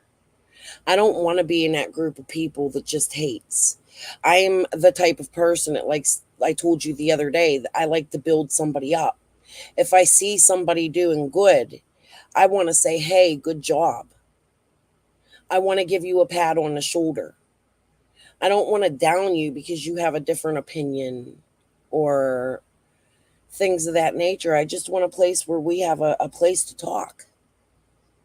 We can come talk about the case if something's bothering us, like if something makes us sad about the case. You're welcome to come into one of my chats and say, hey, I'm sad. There's been a time I've even thought about maybe running, like, I was trying to figure out how to do it, but I don't even think I have enough time in the day to get that much music. Like them lo-fi channels, and I've tried that before. Do you guys remember? I wanted to run a chat where people could just come and chat and I can mod and not chat with you. You could just come in and I mod and I watch who's being nasty and mean and I just want to create a safe space in the true crime community. That's all. A peace pad. I'm sad about my boys living in different states, but I gave them the wings. Right. Oh, thank you, Beverly. It's been stressful. Summer's case has been a stressful ride, and I don't want to go nowhere, and I'm not going anywhere, but I like to do other things. I am creative, and I like making the videos, and I don't want to attack people. I've learned. I used to think it was funny to make the funny videos and get, like somebody said, you should make a cartoon video. I love making them cartoon videos, but if you notice, I've tried to not make them hateful. Like, look at that one. Oh, let me see if I have that private. I've shared it in the past, even on a live, but I think it's cute. Even though I'm not real fond of this creator.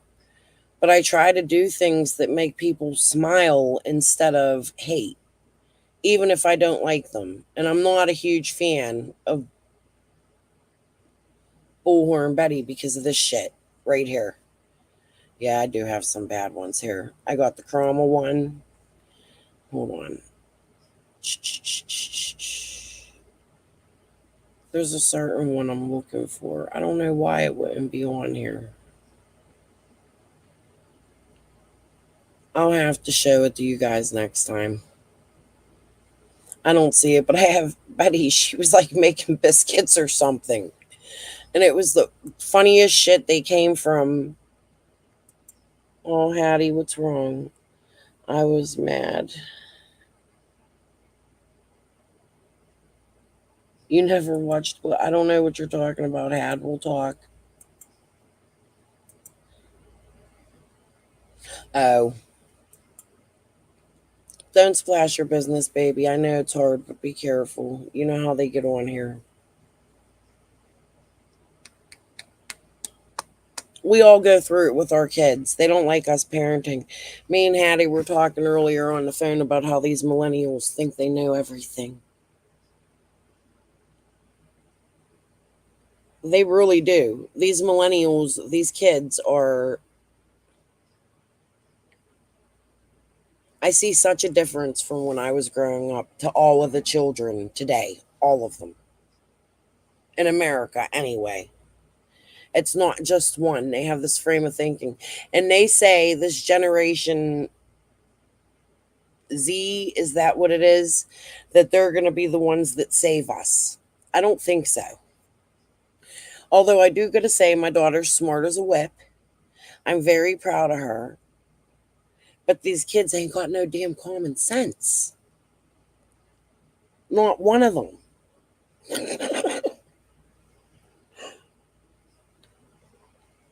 You know, I love my kids. I'm not abusive. I'm not putting them down. They are. These kids are freaking conspiring against me. You do. Have any of you had two kids and one gets mad at you and then the other gets mad at you and it's for something dumb and then they work behind the scenes together? Yeah, or future. Oh, Lord. I'm so proud of my daughter this week, guys. I really am.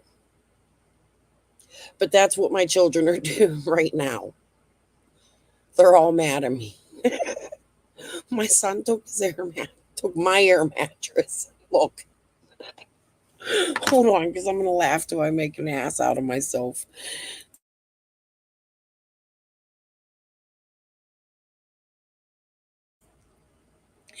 My son's mad at me, right? Because of something I did to my daughter. And then my daughter-in-law did something that made me mad. Okay. So as a mom, I told her about herself a little bit and she didn't like it. But my son's not really flipping out about it. But he's just like, it's so crazy. I'm not going to put my kid's business out here. We're not going to do that. Oh, I'm sorry, Hattie. That's rough.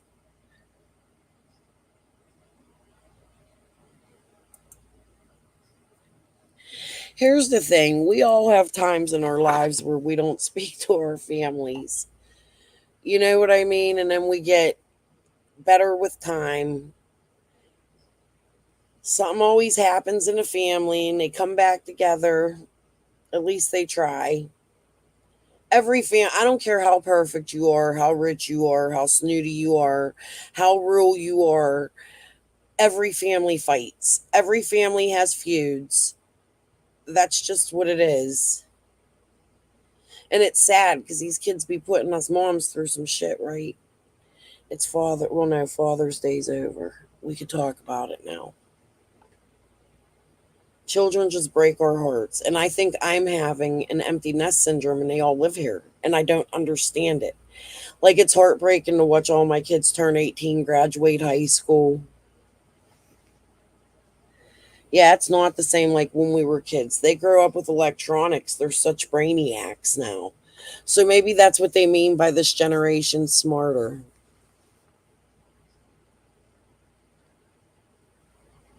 You know? I love you, Hat. You'll see your grandbabies. I told you what to do today. Shh. You want it, come and get it. Yes, very thankful. I'm thankful for my childhood too, even though it was rough. I grew up in the 80s, like 80s and 90s. That's the best time I feel. Like back then, I used to think like I wanted to live in this. I was born in the 70s, 77. But back in the 80s and 90s, I always thought, oh, how cool it would be to be in the 60s and 70s and be a teenager. But now that I'm all grown up, I don't think I would trade the 80s and 90s for anything on this earth. Now, you got Zeppelin. I always base mine on music, right? So in the 70s, you got some really great, fantastic rock and roll. You got Led Zeppelin, you got the Eagles, you got James Taylor. Even when you get into the soft rock, you got Janis Joplin. The list goes on and on and on. Bad Company, but then you get into the 80s, and that's like the MTV era. 1962. You was born in 59. You're my grandma. No, Bev, you'd be my mom. That's my mom and dad. They're that age. My dad was 1958. My mom, I believe, was 1961. I think. I'd have to look at their obituaries. Yeah, the Beatles, Elvis. I love music of all age. I like the 20s. There's so much. I don't like just rap. I just put rap in there when someone pisses me off. And I do like rap. I do. I like hip hop. I like the vibe of it. I like the dance. I was telling Hattie the other day on the phone, I love country music. You would never believe that because people think I'm from this big, huge city. The way Benny made it with what's a yins, make a Pittsburgh, this, that. Always make fun of where I'm from, right? But you'd be surprised to find out that my city is probably one of the smallest cities around, and all around me is country. So we're like the country bumpkin city, in my opinion. That's how I look at it. I'm in the city, but it's not like Miami. Now, I've been to Miami. I've lived there. I've been to Austin. I've been to New Jersey. I've been to Virginia Beach. I've been all up and down the East Coast. Pittsburgh's just a little bit different because it's a small city in the middle of the country. Yeah, we were talking about that yesterday, the Newgrass Revival. Homie D is really educated on music. He shares a lot of good live music in his community posts. I like his live music that he shares. I love going to see music live. I like everything. I like all music. Except for fucking operator music, dude. I cannot stand elevator music. Give it a lo-fi beat and we're good to go.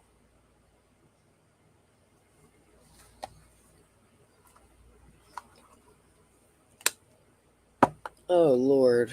All right, guys. But you know what? It is 1:39 in the morning. I'm glad we sat and chatted for a little bit and I didn't jump off of here after my Tim Mall. I be coming up here I'm sure people think I'm crazy. And that ain't it. I'm just angry. I'm just angry watching how Summer's case has played out. It isn't even about the stuff against me. It's just that this little girl is not found because people of authority have done some crazy stuff in her case.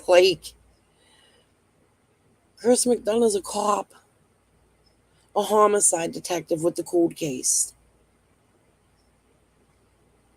In my opinion, it's questionable. The things he does to these cases. Didn't he like Allison Krauss? I love Allison. You see, I corrected Jody Sue about that one time. Hattie, that was the greatest moment of my life. I swear I was so happy because there's this Jody Sue over there. She's country. She knows this. She knows that. And she's on there. You ever hear that song when you say nothing at all? That should have been Dawn and Candace and Fred and da-da-da-da-da-da-da.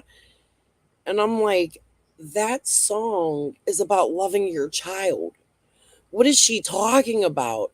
And I called it out in my community post. I was so proud of that moment. Like, ooh. I know, it's so sad I won't follow another child's case. I won't say that I won't follow another child's case. However, I'm not going to get so involved in another child's case.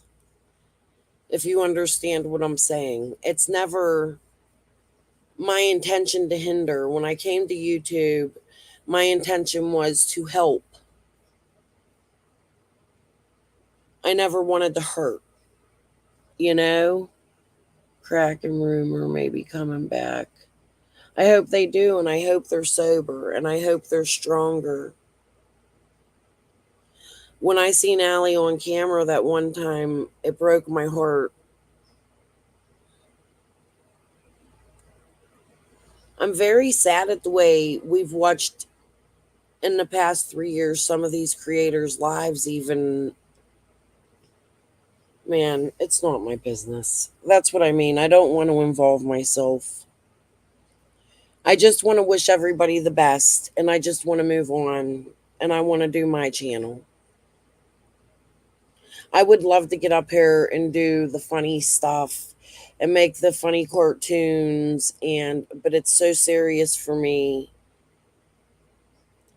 What I believe are attacks against me have been harsh and swift. So now I have to do everything in a certain way. And I think, let me turn my camera on. I'm getting ready to smoke. No, I'm not going to turn my camera on. I'm smoking. Here, Benny. You hear the freaking flick of the lighter? I mean, it's shit like, see, that's it. Like shit like me flicking my lighter. Oh, you smoke in the house with your kids. Well, Benny, I guess you were in jail when I explained to you the dynamics of the vent I have above my window, which carries the smoke out, and I have a whole house fan. And I also live in an addition, and my kids know to stay out of here when I'm smoking. And if they don't, tough titty, I'm from the old school. Okay, that's how that goes. I don't smoke in any other part of my home. And my son smokes, but he smokes outside or he comes in here. I live in the East, not in Texas. And in the winter, it's fucking cold. So when my mom gave birth to me, she was smoking a cigarette in the hospital bed. Get over it. That's number one. The other thing is, yeah, and with all the weed he smokes, you know what I mean? And then there was another time, like I had a hot sauce bottle sitting on a table next to me, and he's like, she's a drunk. It was fucking Frank's hot sauce. Thank you. Hot sauce in a bag swag. Your mom did do. I don't know, Hattie. I don't mock anybody for smoking weed. But did you see that psychic dude that did the reading? I can't even think of his name. He did the reading for Jody. But he covered some stuff the other day about Benny that he... See, I'm going to get myself in trouble. Let me shut up. Y'all who've seen it, you know what I'm talking about. We're going to stop right here. It's so easy to have those conversations with you guys, and I can't. I can't even joke about the stupid shit that some of these creators do. And actually, that wasn't even a joke. I was actually going to say something serious. But I'm not going to do that because I don't want to destroy the lives of children of these creators. And, you know, smoking in the hospital, times have changed. They sure have. No, I don't smoke if I'm sitting in the car with my grandbabies or, you know what I mean? But fuck it, you don't like it, too bad. I'm 47 years old. I'm set in my ways. I was born in 1977, not 2015, and that's just the way it is. If you don't like what I do, roll on. Yeah, people could smoke in doctors' offices. I remember sitting on the bus smoking. I'm just getting sick of all this judgmental shit out here. Like nobody else does anything wrong in their lives. Everybody's so perfect. Oh my God. Don't do that. I love my dog to death, but he's an asshole. Another YouTube creator would go say she hates her dog. She talks about him. No, I think he's funny as fuck. I think my husky's an asshole.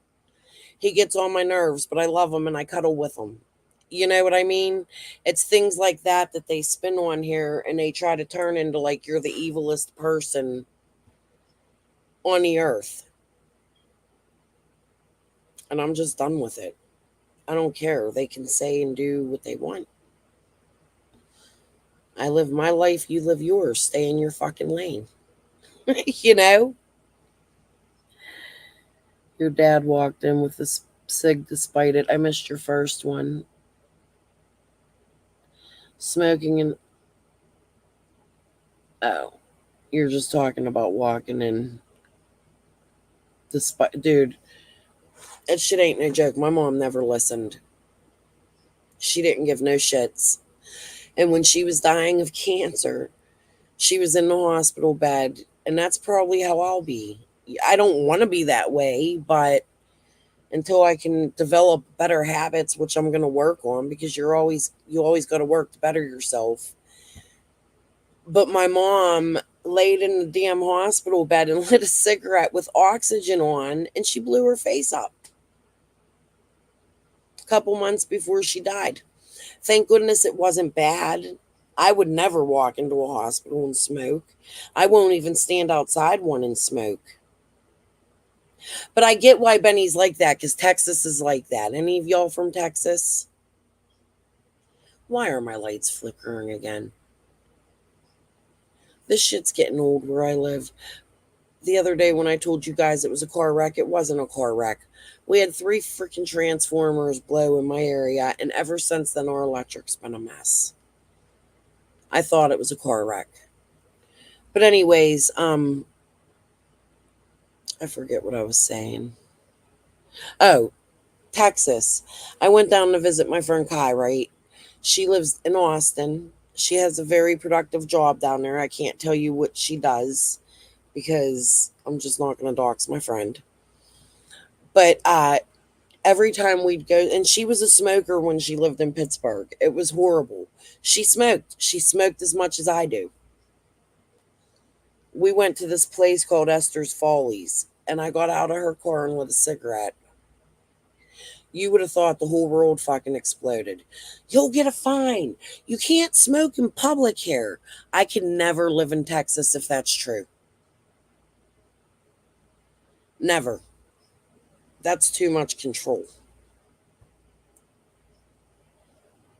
We live in Pittsburgh. We're still a steel mill city. We're trying to clean our act up, but we dirty. Okay? I'm smoking outside my fucking house. Get over it. No, Ohio, live in Kentucky. Well, Ohio and the portion of Kentucky that's close to Ohio is very similar to where I live. I would even say like Ohio is like Pennsylvania's twin state.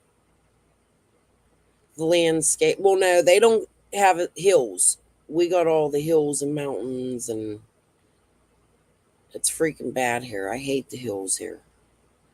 That's one reason why I would move. I live on the like worst hill ever. It's awful. In the wintertime, I didn't think about that. When my son and his heart transplant, when we moved in here, I was like really excited about the house and having the big house and this, that. I didn't even think of the hills in the winter. And we had a really bad snow. Ooh, 2008. I think it was 2009. And all I thought the whole time was, please don't let nothing medically happen to my kid because an ambulance can't get down this hill. So now when it snows and we have a big storm planned or coming, like I used to, not now, he lives with his grandma now, but I used to send him to his grandma's house so he would be on a surface where an ambulance could get to him if there was an emergency. See, that's my PTSD. That's my anxiety always thinking about my kid's my kid's health, his physical health. All right, guys. The numbers are going down. I'm getting boring. I appreciate you guys who stayed and chatted and watched the first half of my live. I hope we can continue this. I'm going to start like doing a cool down session for those who just want to come talk about whatever. I think it's smarter, and I do want to create a more peaceful environment for not just Summer's community, but any community. But we still cover in summer.